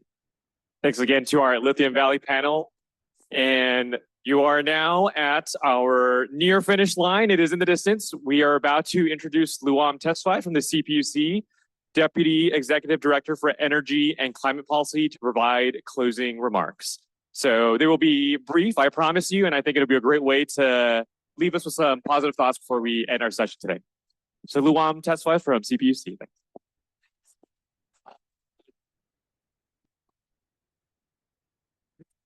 Good.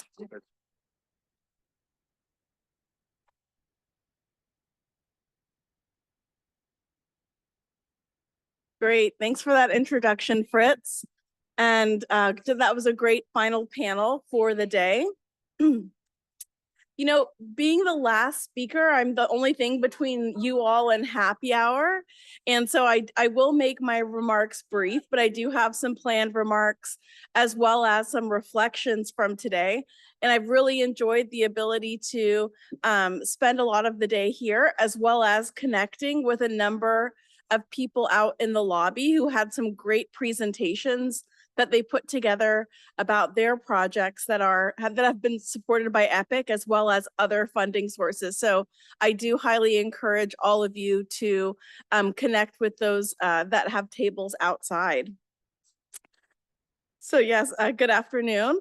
And my name's Luam Tesfaye, and I'm the Deputy Executive Director for Energy and Climate Policy at the Public Utilities Commission. I do want to also recognize a number of staff from the Public Utilities Commission on my team that have been here today that I really recommend that you connect with. So we have Cheryl Cox here, Judith E. Clay, as well as Fred Beck, who are all working very hard on the EPIC program and working closely with our program administrators like the California Energy Commission, San Diego Gas and Electric Company, Southern California Edison, and San Diego Gas and Electric. And so just I thank all of those staff that are working closely with the program administrators and helping to provide that guidance and direction to keep EPIC on solid footing into the future.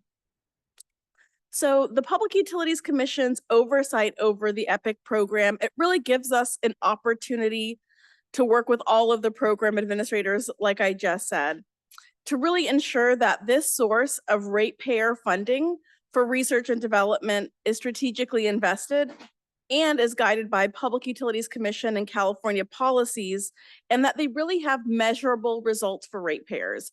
And I think that this is a comment that has been echoed throughout the day, starting at the beginning of the day with Commissioner Douglas and Assembly Member Petrie Norris as well, and really thinking about those measurable results for ratepayers.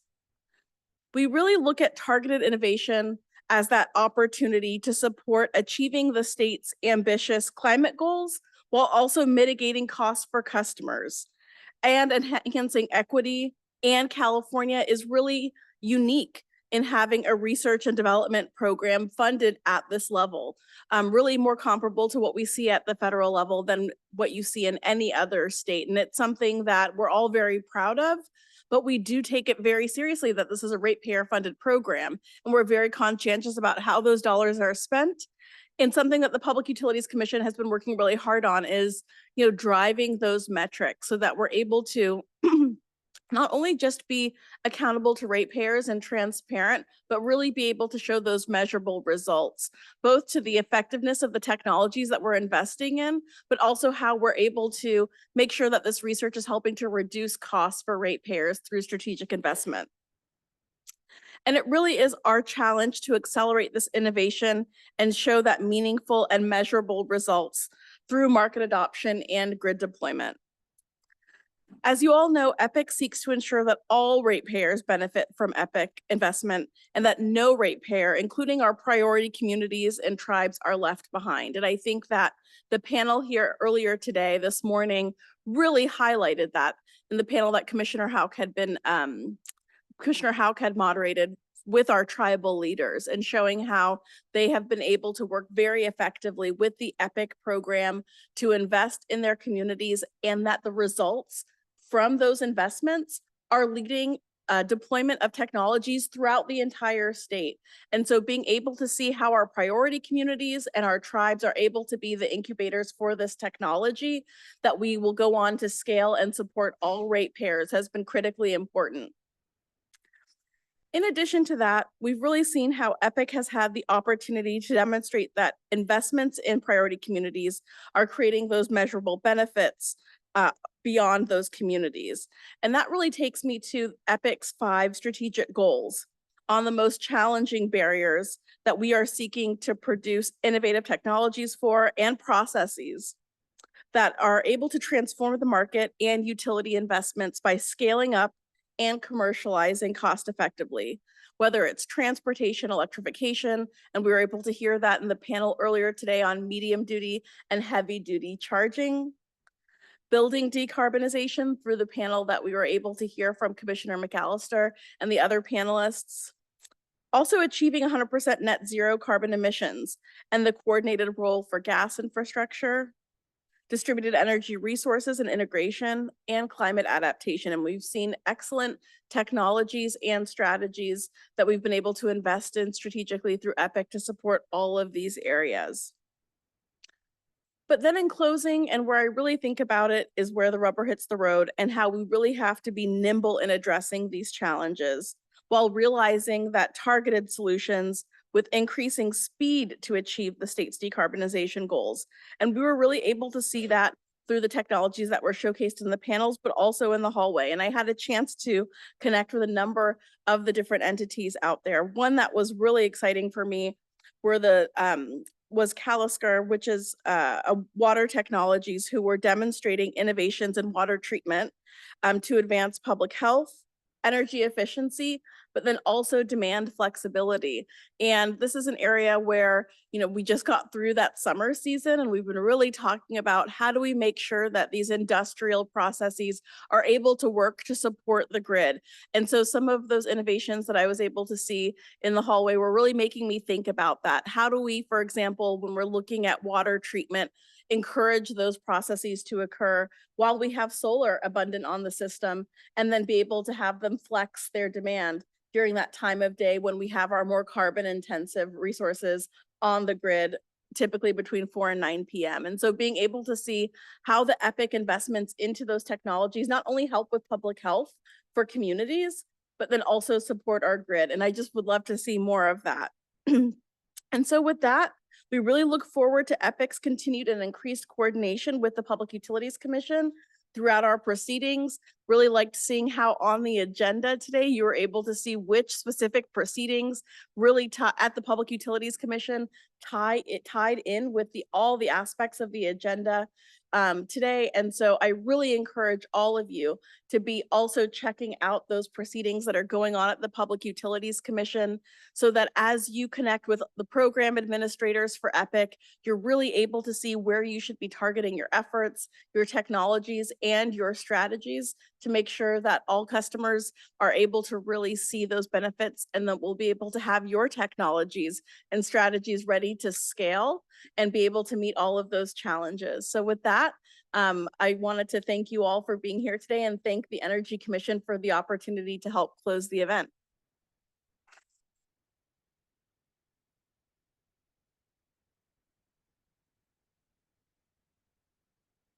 Thank you so much for those final comments. I'll give 30 seconds of just quick thank you to everyone for coming and joining us today. We do have a post-event survey that we would love you all to take. If you can find it online, we'll send out an email reminder about that. Really want to thank our CEC staff, our IT folks, the people in the room over there who've been turning on the microphones on and off, all of our R&D staff who've also helped point people in the right directions, our speakers. This really has been an incredible in-person event that I'm excited to and look forward to for more of those. And before I said this last year at our virtual symposium, I'll close again with this.